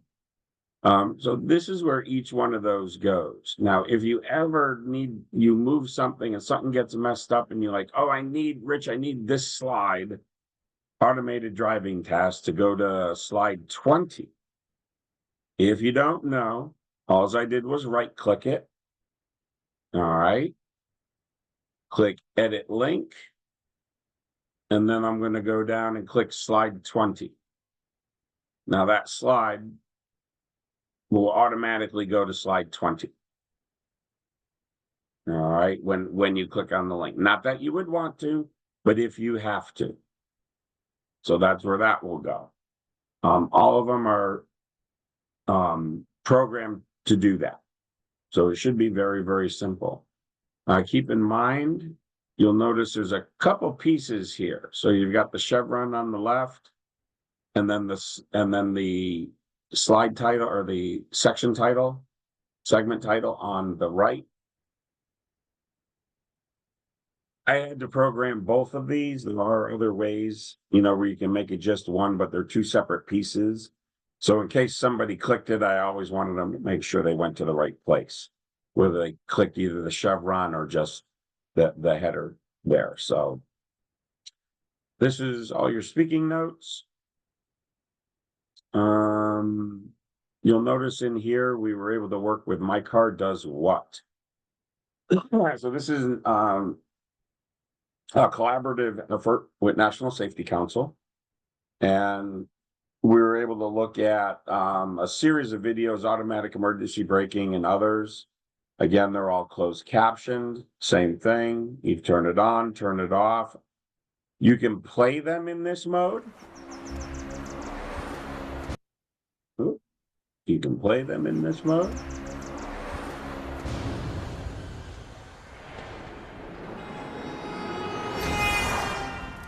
Did you see that? Whew. Scott didn't see that car. Except it doesn't work as well with closed captioning.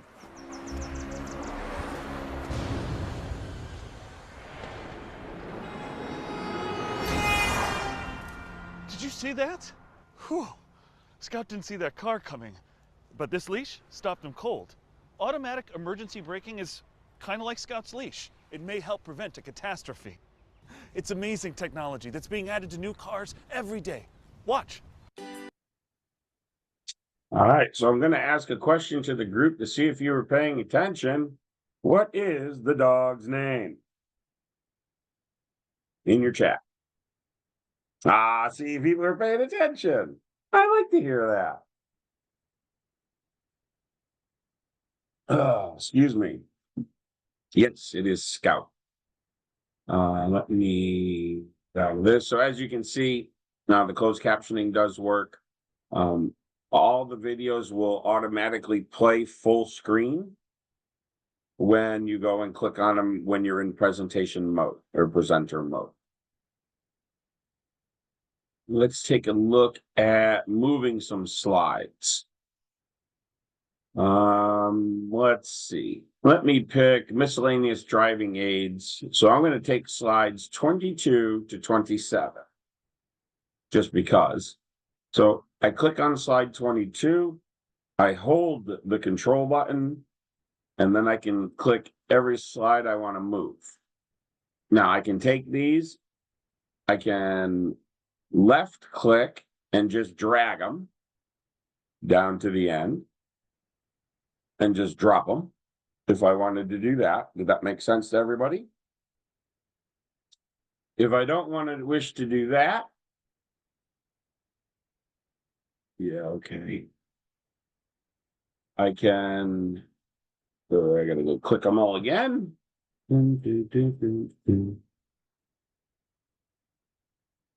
There was one more in there. And I can cut them. So now I've removed them, but now I need to make sure I paste them again. But I wanted to put them right here before comfort and convenience. So Ned, this is what you were referring to before, where I just click the space in between the two slides. I right click, and then I paste keeping source formatting. And it'll drop them right in there. Okay, but you had to click the right more of the two clipboards, correct? Correct. So we have to know to do that. Okay. Yeah, you have to. I'm sorry. Yeah, no, my bad. So right click it and then left click the keep source formatting. Or in other words, the right more of the two clipboards. Yeah, unless you've got three of them, because there's another option with other PowerPoint. So, but yes, the one that says keep source formatting is the one you want. But if you don't keep the source formatting, oh, this one kept it because it's all in the background. So, I think I moved everything. Remind me not to save this. All right, we've got some. Like, what? Do you want to save these changes? No. No, it's not. Okay, Audra is another meeting coming up. So she just wants to remind everyone for your usernames and passwords, you must reach out to her. This way that will give you the information to go and download it if you have not already. Now, and this is important within the downloading. It'll download it to a downloads folder. You want to extract them from that and move them to a separate folder, either on a external hard drive or somewhere on your computer. But you need to remove them from the downloads folder for everything to work properly. Okay. Let's see. What else was in here?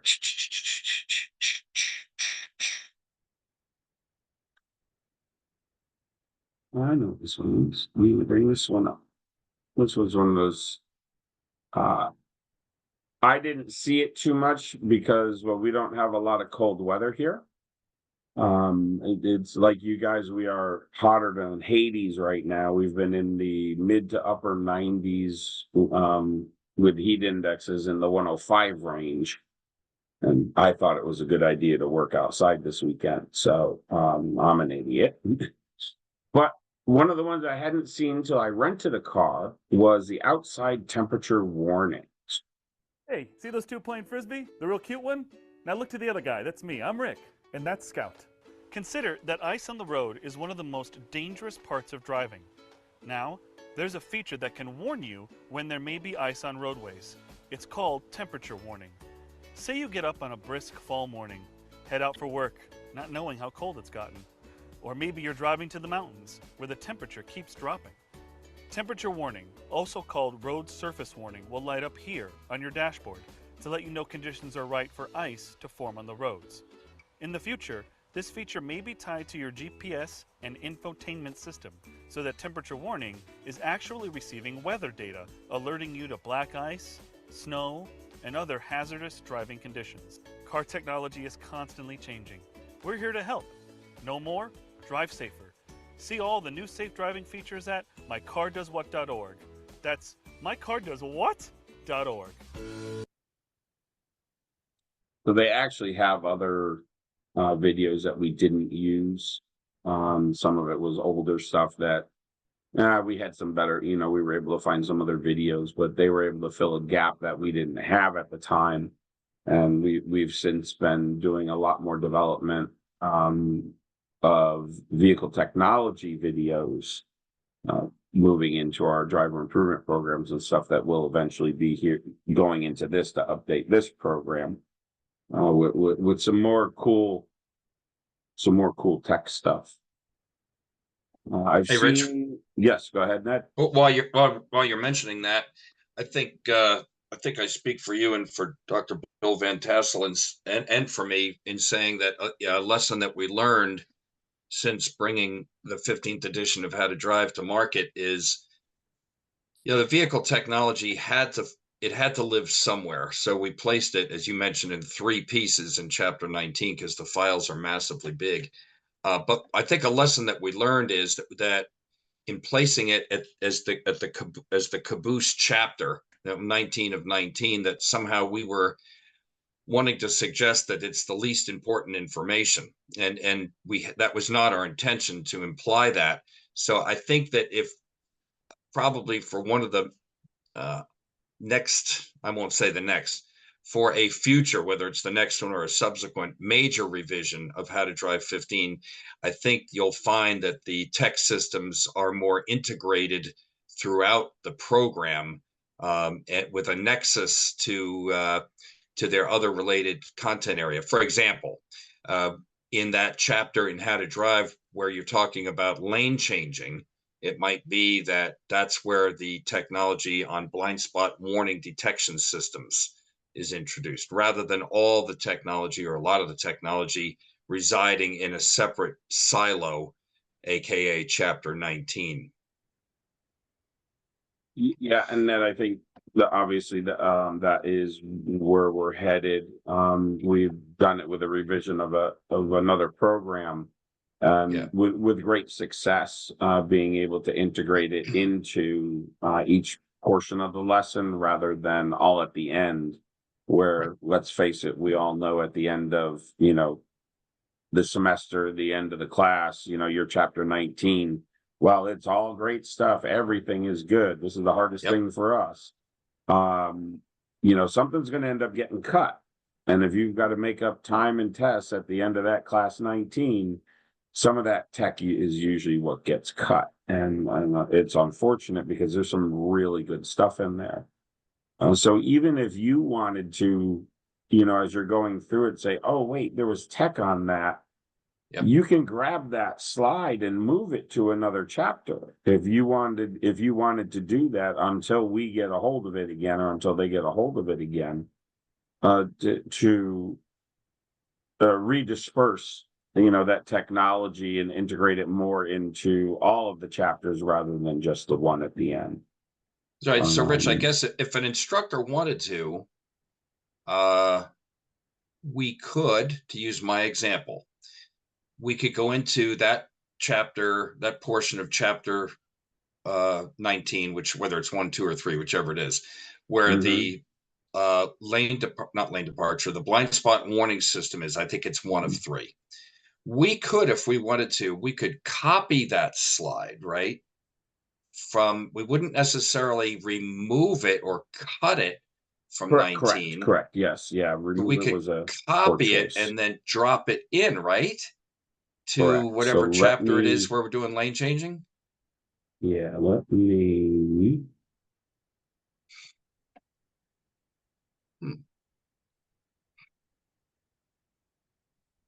Because I haven't done that yet myself. What I've been doing is I'll have multiple decks open to include 19. And so when I'm in whatever chapter lane changing is in, I'll I'll mute my projector so that they don't have to see me swapping decks, and then I'll I'll pop over to chapter 19 and say, oh, by the way, here's some automotive engineering test results that shows that blind spot warning doesn't always work that great. Right. So I can do a demo here with it. You guys can see on my screen I have the chapter 19 open, and then I just opened chapter 9, and I'm not going to use the exact slide that Ned's talking about, but I'm going to take slide 40 here. Okay. Over in chapter 19, I'm going to right click it. I'm going to copy it. Okay. All right. And then I'm going to go over to the other slide deck that I have open. Excuse me.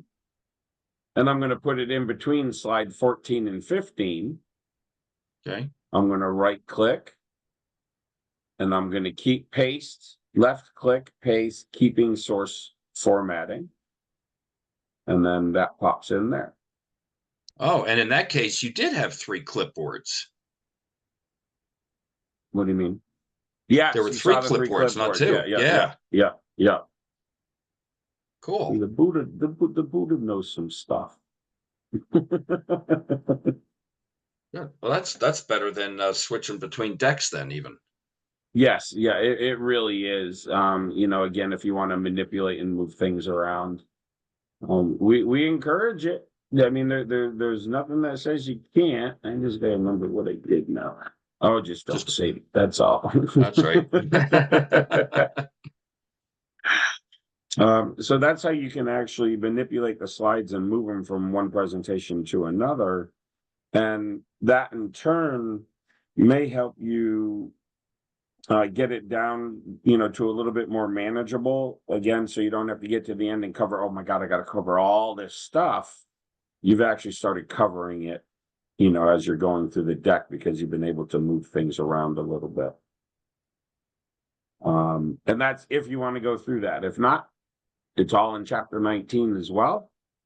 And you can just run through it, slide click through slide click. If I could, because we're nearing the end of the content, and there's a few things we want to show you. I can give you a little sneak preview of some of the stuff that's coming. And I'm going to use a different slide deck. But we have some. I'm going to move something here. Hold on.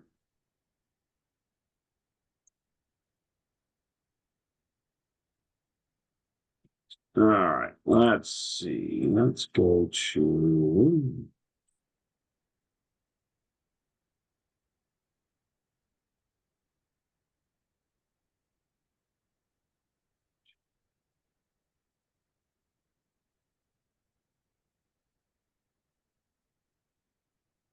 So this is something a little bit different.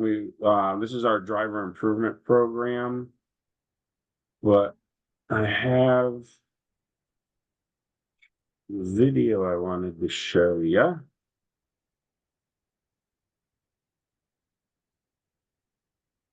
On technology. So you'll see this is how all technology will end up being marked, moving, when you guys see a program revision. So you guys have the video, you just don't have this set up. We did this for another program, but there's Ned, we put it in here, right? The bicyclist one? Yes. All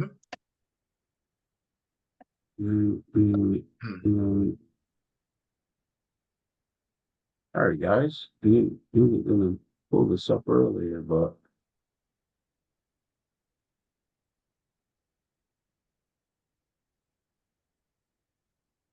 I don't know where it is. Oh, yeah, I do. Sorry, guys. Hold on one second. I know what I did with it. Ned might too, but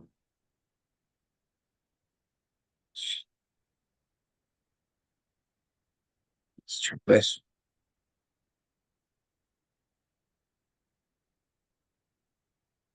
Some of these you guys have seen. You looking for bicyclist or backing out? I was looking for the bicyclist. There, and the backing out one. So here it is.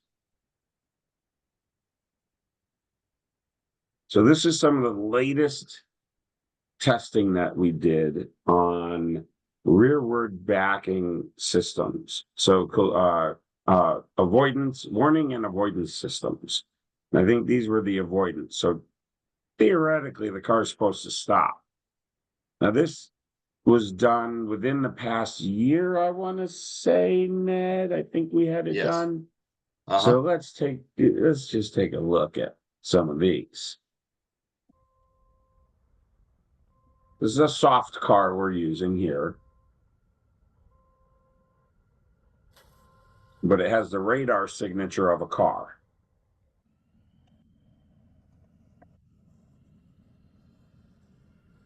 You can see time after time, and it'll just keep showing it. Different vehicle. We use a couple different vehicles, different angles, parking spaces. And again, we were in the less than 50% success ratio for these. And what we're really trying to get at is with our students is, again, you have the tech, just don't rely on the technology. Again, it's there, just it'll might minimize the impact, but the chances of it completely eliminating it are not good. It just does not favor the driver or the tech. And then there was another one with pedestrians that I wanted to show.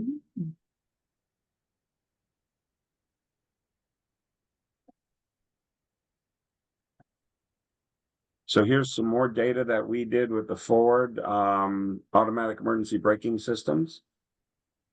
Again, your notes are set up, will be set up all like this in your PowerPoints for how to drive.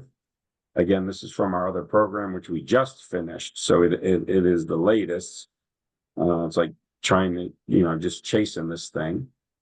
So this was bicycles. Oof. Pretty impressive.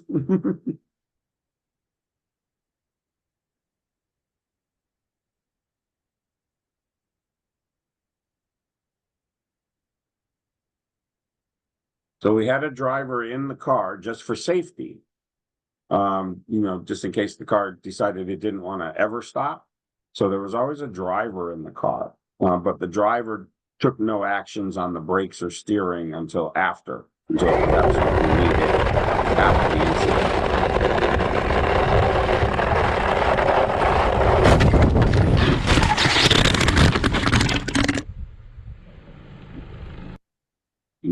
Time after time. It's going to leave a mark.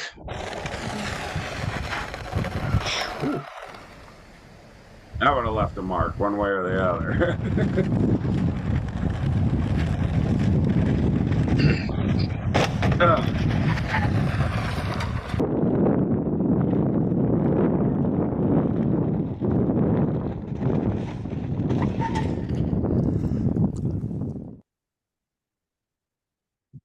So AAA is committed to testing these technologies. We have a whole automotive engineering team that this is what they do.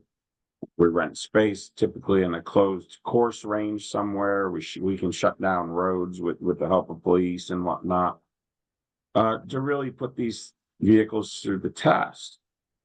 Here's the interesting piece.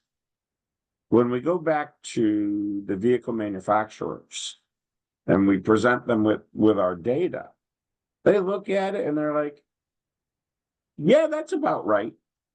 So they know these are the technology could be better.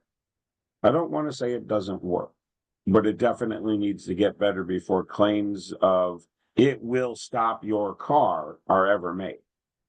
That's where people get confused, where, oh, well, it's the technology's fault that I crashed. It didn't stop me. No, read the fine print. That is not how it's going to work in a court of law. You're the driver of the vehicle, you're responsible. Period. You know, there is no if, and, or buts about it. All right. I am early. And Rich, I would say that one of the things about vehicle technology that makes teaching driver training tricky is that it's constantly evolving. I find that when I'm leading a class or multiple classes, maybe on vehicle familiarization, you know, to novices, you know, find myself asking, all right, hey, raise your hand if you have a family vehicle that can do this or that has that. Just when you're looking at the you know, when you're talking about, you know, parking brake, how many of you guys have a car where it's a center pull between the front seats? Okay.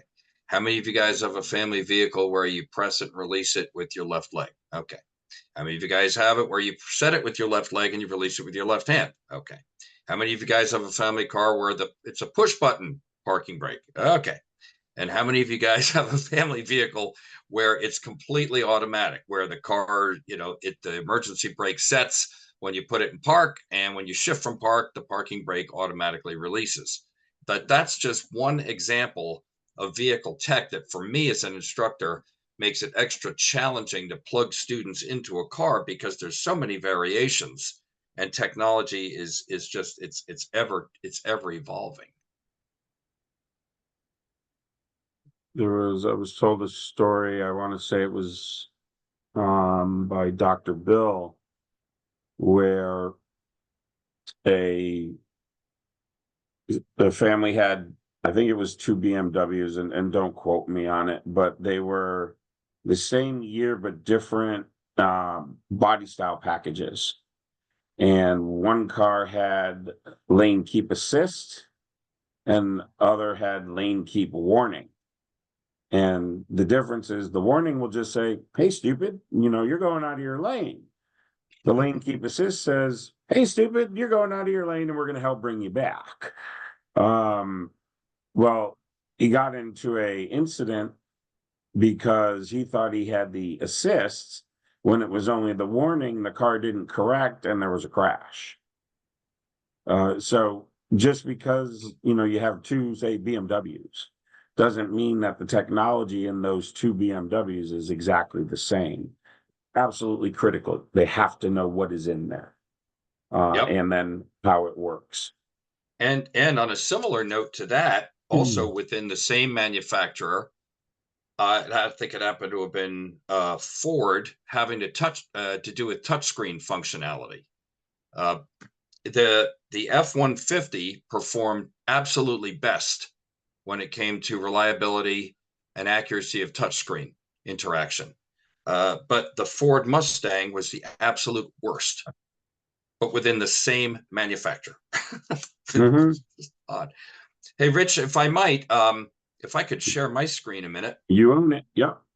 I might, because I figured there might be someone or another here that might, just purely out of idle curiosity, would be interested in seeing what this is the let me move the box here. This is the slide sorter view, which Rich showed us earlier. This happens to be chapter 9 of How to Drive, the 15th edition. Now, I will say that as a practitioner, as an instructor, I don't get to use How to Drive as my primary curriculum. But I did hear a couple of folks here earlier today allude to the fact that they too are using curricula other than How to Drive 15. And so I would say that, much to my chagrin, How to Drive is my secondary curriculum, and my primary curriculum is another curriculum. So therefore, that necessarily determines, you know, how much I may use, how much I can use, how much will fit in my my time budget. Like you, many of you, it's 30 hours that I have, 3 hours each time. But Rich showed us earlier the hide, slide, and unhide slide functionality. So I thought you might just be kind of idly curious to see one other instructor's, a behind the scenes look of one other instructor's amount of content that I've hidden. And you can see there in the lower left corner that chapter 19 is built with a total of 245 slides. Now, granted, that does include the driver Z, the zero error driving, but even with those lifted out, as somebody we were talking about earlier this morning, there's still a lot of content there, and it all won't fit. Like Rich said, it's all great information, but it's a lot of great information that won't fit. So as I scroll down here, you can see that Rich pointed out that a slide that's hidden, not only does it appear kind of opaque and kind of grayed out, but it also has it with the slide number with the diagonal slash through it. And that's another indication, visual indication, that that particular slide is hidden. So as Rich was saying earlier, if I were to go to slideshow view to slide 9, my students and I see on screen changing lanes. Okay, because I'm going to introduce changing lanes, but they're not going to see slide 10. Why? Because I have it hidden purposefully. But the next thing they'll see is the read the road. So we'll discuss that, and we'll tie, okay, how is reading the road important to changing lanes? And you notice that they're not going to see the workbook. That's not because I don't love the workbook. I love the workbook, but my students don't get to have one. But the next thing that they see is slide 13. A couple of questions that kind of prime the pump, you might say, for the video in slide 14 on changing lanes. And then look at that. After that video ends, slide 14, let's see how far down it is. See, these are all hidden, particularly slides 16 through 20. It's a top-down graphic depiction of changing lanes. It's great information. I simply can't get to it is all, because of the constraints of time. So you see, I haven't deleted them because, like Rich said, I may want or need to use those at some point. So I just kind of keep them in my back pocket, metaphorically speaking, by hiding them. You see that 21 through 24, 25, 6 and 7, they're all hidden. And the next thing that my students would see after the video here in slide 14 is slide 28. So there are some 13 or 14 slides there that the students don't get to see that are still within the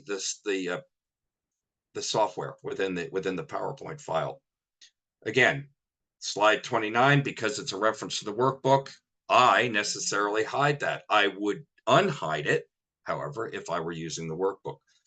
Slide 30, you get the idea. So I just wanted you to see that out of a deck of 245 cards, you might say, or slides, you could see that there are far more hidden than unhidden. And it's just because I can't get to it all. Slide 46, sure, I'll include that, the tap 6 technique. But like Rich was saying earlier, who knows, there might have been a time where I had hidden that.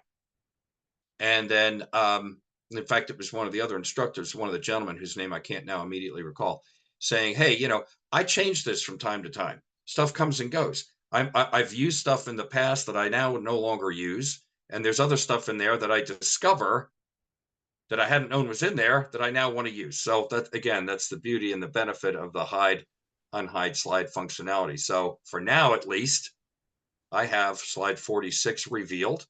Then it jumps to 48. We've got a random here, another photo depiction here in 58. And look at all the stuff that's hidden. Again, it's great information. It's accurate. It's just time consuming. No, it won't fit in my available time budget. Look at that. That's all grayed out. Driver Z, all of it's hidden because I find I can't get to it. Huh? Ned, if I can just go back to the beginning of Z. Okay. Right there. So I don't have time. I don't have time to cover it all. Z is a great piece in terms of allotted time budget. It's 2 hours. Okay, on the average to get through all the Z stuff. And it might take a little bit more in a classroom setting versus an individual type setting. So again, if you're looking to cut slides here, it goes from 86 to what does it go down to, Ned? 86 to 139. That's just the driver's Z. Ned, if you could scroll back up just a little for me there. A little more. Okay, good. So if you'll look at slide, let's see, 90 in the upper right corner.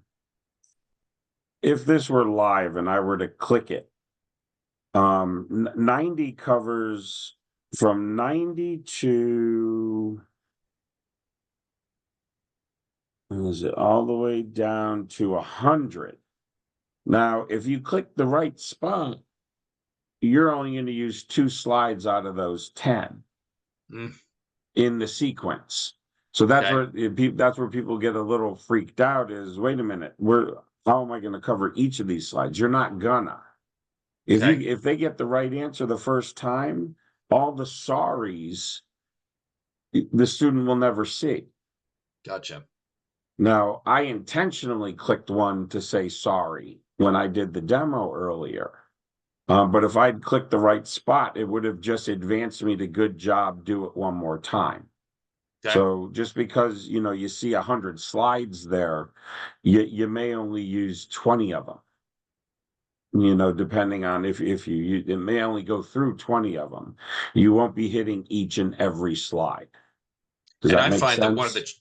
Yeah, it does. And I found that one of the challenges and that added to the time required on task was if the students are at their seats, which they are, unless I invite them to come to the screen and point specifically to where they want me to click, or if I give them a wireless mouse, it became a kind of difficult to manage it. Where, in other words, if they said, well, click over there on the right side of the screen. Well, right here? No, higher up. No, that's too high.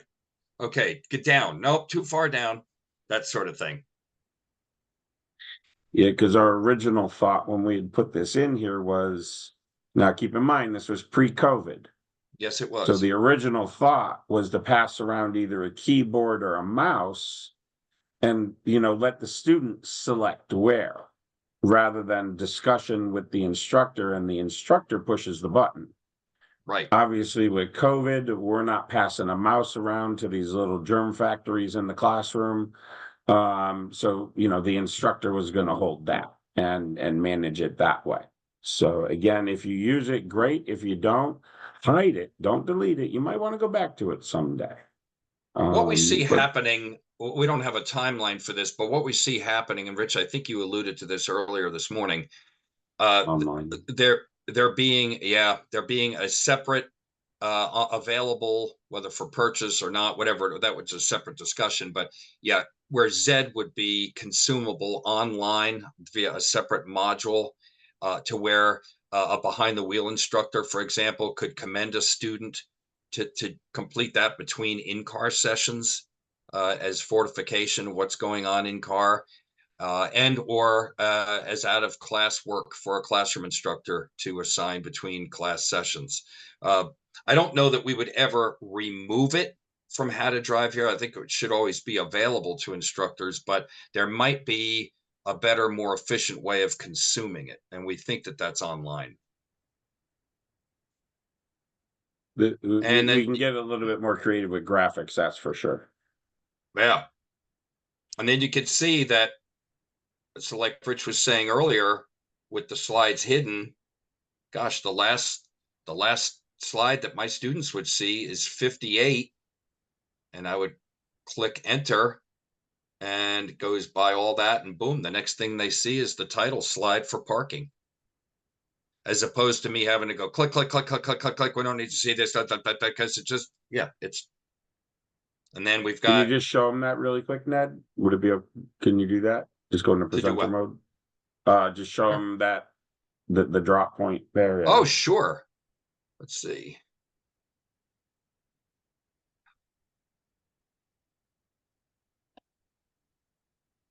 slide 48.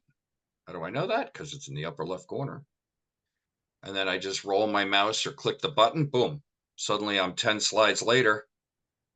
Yes, I guess the students could see, well, hold on a minute, but no student would ever say this. What happened to the other 10 slides? Like, okay, so there's the next thing we see, we discuss, boom. Z is between them, but you would never know it. Then, anything that's not opaque, I keep unhidden here. Now, let's say, for example, that I get to, this is pretty granular information here, slides 49 to 155, good information, it's a little granular. So let's say that, I get to, I'm in 147, okay? And I'm not gonna hide them, but I'm gonna go from 147 to 156, and Rich, you talked about this earlier. So I'm in 147. Come on.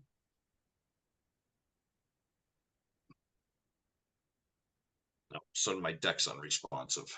Oh no. Uh-huh. Gotta love it. Gotta love it. Yep. PowerPoint is not responding. I don't know if anybody's had a problem with that, but I've had that where it's like, what do you want to do about it? It's like, I don't want to do anything about it. I want it to work. Well, let's try this again. I just want it to work the way it's supposed to work. We all know that we're going to have our issues with technology. Sometimes it's just going to say, I don't feel like working today. You guys can always revert back to the instructor guide. Now, you won't have all the pretty slides in the presentation to do, but the content is still there. So now you're going to have to revert back a little bit. If you've got a whiteboard and markers, draw, have the students do something like that. If, say, a bulb goes out in the projector, it doesn't mean the show stops, right? The show has to go on. So now you have your instructor guide, to coax you along and help you along with that, if need be. I was in a situation while Ned's going through this in Oklahoma. I showed up to do a training. That day, the first day of training, a tornado came through, and it was a bad one. Took out power to the facility that we were at. We all got sent home. And the next day, I roll in for training because it's 5 days. And they're like, oh, we have no power. I'm like, well, we still need to show. It's not like I can get on a plane and go home 4 days early. It doesn't work like that. Excuse me. And we wound up doing it with little glasses with lights on them using the instructor guide. And we were still able to get through all the content and all the training materials, with the exception of watching videos. We came up with a solution, use a laptop and a battery charger on a car, to keep changing laptops out. So the show must go on no matter what. You have the materials, you have the textbook, you have the workbook, you have the instructor guide. The PowerPoint is just another tool. So, Ned? Yep. And April has a question that we'll come to here in a minute regarding slide conversion. We'll see if we can get the technology to cooperate. We're on slide 147 now, and I want to go to, Rich, you showed us this earlier, but it might merit looking at it again. But I've got 10 slides. I want to go to slide 158, but they're not hidden.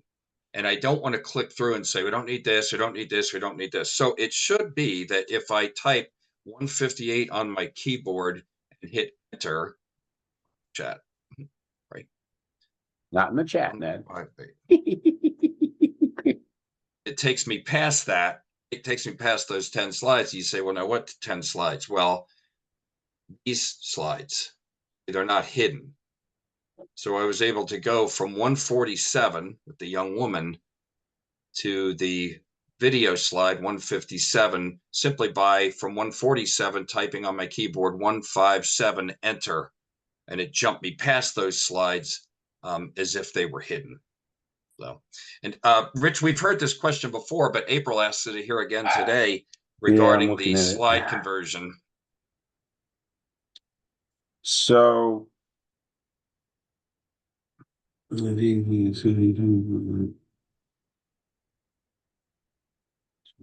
Okay, let me take, I got two questions here. So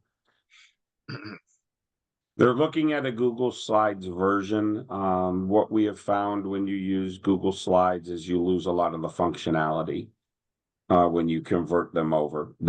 So we don't recommend it right now. We took the protections off so that they, things can be moved and copied and things like that. We really don't like it. We do know that again, using Google Slides, some functionality was lost. Some of the click points, some of the builds, some of our builds are extremely complex. There's 30 or 40 different transitions for it, which is just a headache in itself. But so some of those didn't transfer over to Google Slides. So does that help you, April?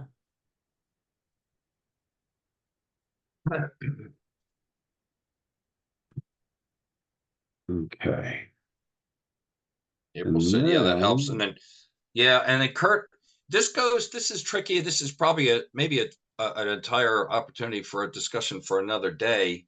But for now, regarding the concern that, well, there's not enough student focus, there's not enough table work, there's no think, pair, share time, there is table work time, there is think, pair, share time if you create it. We're not necessarily saying that, it's time between slide 152 and 153 to go to your students and have them work in pairs or threes to do. That's entirely up to you as far as we're concerned. Right, Rich? Correct. But I will say that the workbook was intentionally designed as to not be a core dump. And I think that some of us, including me, the primary student workbook with which I get to or have to work, sometimes it's a get to, sometimes it's have to, tends to be more content laden. It's full of fact sheets. It's almost like a light version of a textbook. And it more lends itself, I guess you'd say, to saying, all right, well, for the next 20 minutes, you guys work at your table on, worksheet 5.1 to 5.3. The How to Drive workbook isn't so much like that. And that for some, including me, is a bit of an adjustment. Now, you will notice in terms of the student involvement, Ned mentioned the workbook. So we know research shows if you can get them to write something down, it helps with memory retention. If you can get them to do, I call it doing the do. So do something, that's related, and it will help with retention. And if you didn't notice, I'm going to share my screen here. That we do put a lot of questions usually in the header slides. So in this case, what does adaptive cruise control system do? That's for you. You're asking your students. So, get one or two. Yep. Okay, great. You move on. You'll get to another piece here. Let's see, backup cameras. And there's more questions laden within it, so, in terms, let's learn more about tire pressure. And then I'm trying to find the right one and I can't click on it right away. So here I might ask, what does V2V communication stand for? Does anybody know?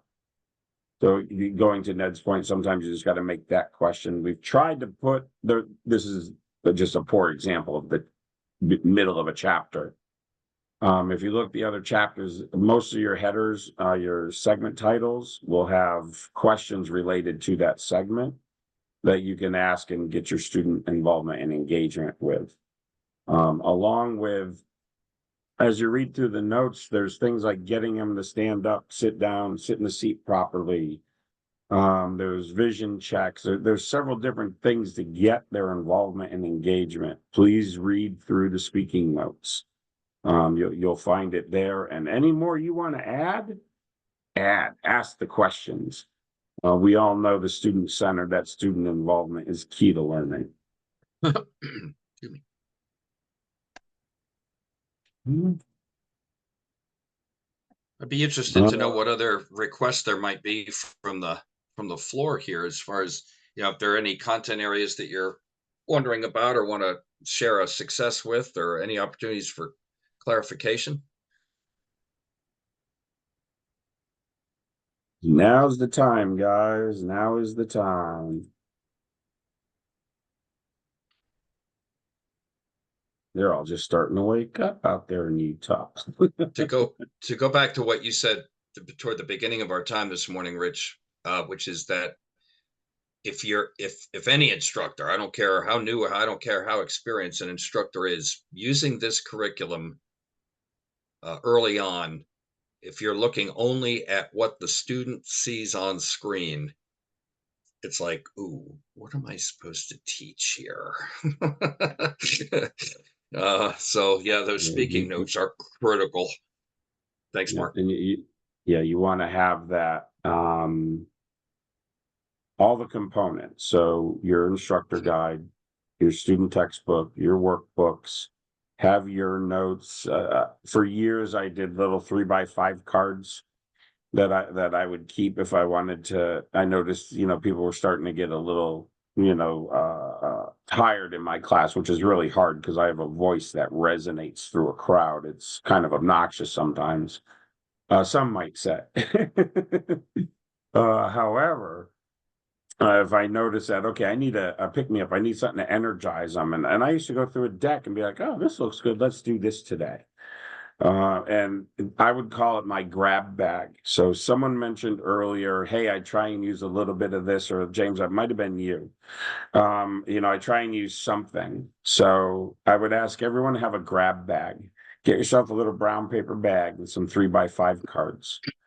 And if there's a game you want to play, a trick you want to do, some technique that you saw and stole from somebody, and which is fine by me, I'll give you one before we leave. Put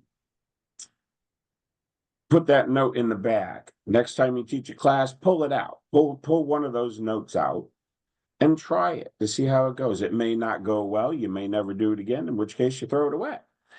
If it does work and you like it and the students are responsive, you take and you tuck it in your little book there and you say, okay, this worked well there. So here's one I'll give you. It's not related to this, but we're all here. So let me just turn around for a second.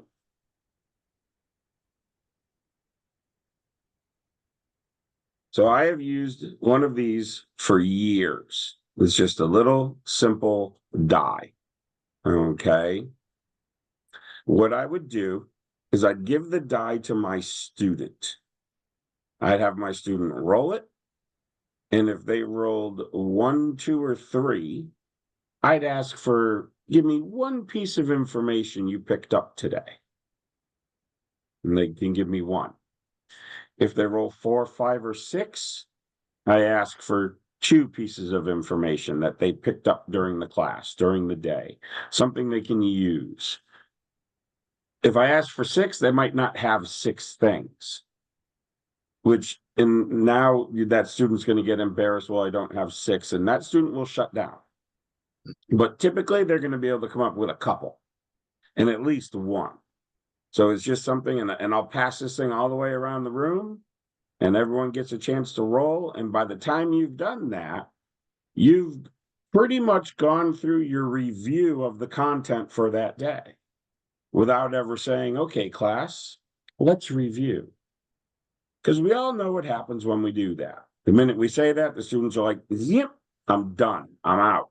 They close their Nothing book, else to learn. Mind's turned off. I got nothing. Yep. I got it the first time. This way, they don't even know it, and you're just manipulating them now, which is kind of fun sometimes. So just a little trick.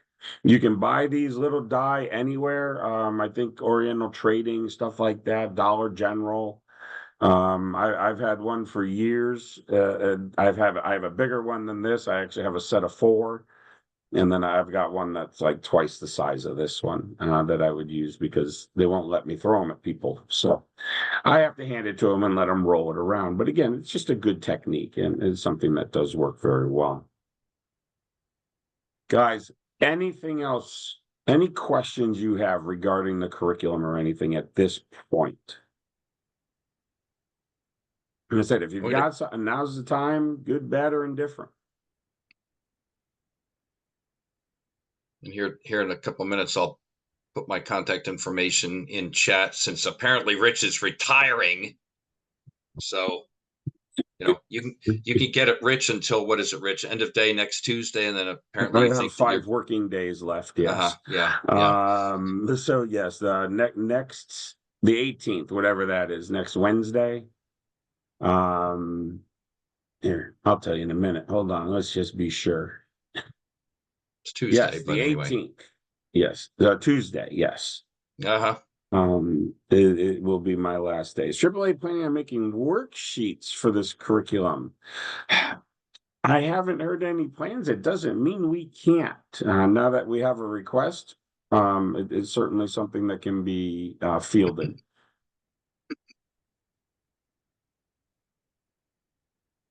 Anything else?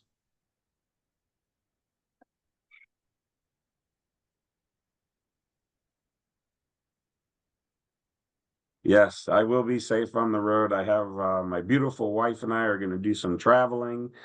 We just got back from a week-long cruise just a couple of weeks ago, and we're certainly ready to be booking another one and heading on out. We want to travel to the U.S. And there's a lot of spots in the U.S. that my wife has never seen. So yeah, we're going to have some fun and just enjoy this next chapter. And who knows, I may end up at a conference somewhere and we can all just sit around and say hi and, do our thing. So with that, Ned, anything else on your end? No, there's a lot of information. We know that. Like I said, I'm a year-round practitioner myself, and I get to use how to drive at least part-time with my students. I'm all the time discovering things and finding things and learning lessons and things like that. So I've placed my name and contact information in the chat there. So if ever I can be helpful to you, it would be my pleasure to be helpful to you. And if I'm not able to assist you myself, I probably can find somebody to that can to loop in that will be helpful to you, because we want to see you using this and we want you to be successful. We want your students to enjoy it and be successful too. So however we can help to make that happen, we're glad to do it. So don't forget, for ordering purposes, if you do not have the materials or you need materials, please speak with Audra. She will have usernames, passwords, and all that stuff for you guys to be able to do your downloads. All right, so that's the channel it has to go through. If you try and do it yourself, you're going to get frustrated. We're going to get phone calls. We can eliminate all that. Give Audra a call, or is it Yannick? Am I saying it correctly, Yannicka? It is Yanka Dimireva. Yanka. Okay, I apologize. My bad. That's okay. That's okay. I just want to say, when the meeting finish, please everyone stay online. I have some questions about your names for recording your credits. Okay, so again, if you guys want the credit, make sure you stay online and get that taken care of. I'll leave the link up here, because if I shut it down, everyone gets shut down. So I'll leave it open here, Yanka, while you get the information that you need. If nobody else has anything for Ned and I want to thank you all for your time. I know it is valuable. It has been a pleasure to be able to put on this show for y'all. And, we'll see you out there. We'll see you on the road. Thanks. Yanka, what do you need from us? Not from everyone. I have several names that I'm not quite sure. I have somebody here, Coach Juarez. What is your name? Coach Juarez. He was on before. Coach Juarez, if you're here. I believe his name is Randy. Randy who? Juarez. Randy Juarez. Okay, then I have somebody that is T.A. Macomb. T.A. Macomb. Okay. Just put it in the chat. Tamara Meekum. Tamara? Yep, Tamara Meekum, yep. Randy Juarez is Coach Juarez. Okay, who is Leslie's? Leslie's on the screen. Leslie's. Leslie Warr, W-A-R-R. Okay. Carrie G. A-M-E-S. Carrie G. That's Carrie Gardner. I changed it so you can see it on the screen now. Gotcha. Thank you, Carrie. Okay, and I have somebody by name Bruce and somebody by name Eric. What are your last names? Bruce and Eric. Bryce and Eric. Bryce. Eric is Eric Bales, B-A-Y-L-E-S, and I'm sorry if I mispronounced that. Okay, Eric Bales and Bryce. Bryce Twitchell. Twitchell. Okay. And the last name is no. So that's it, I think. Thank you so much, everybody? everyone, for participating. Thank you. I echo that. You've all been great. Thank you guys so very much, and be safe out there, please. Thank you.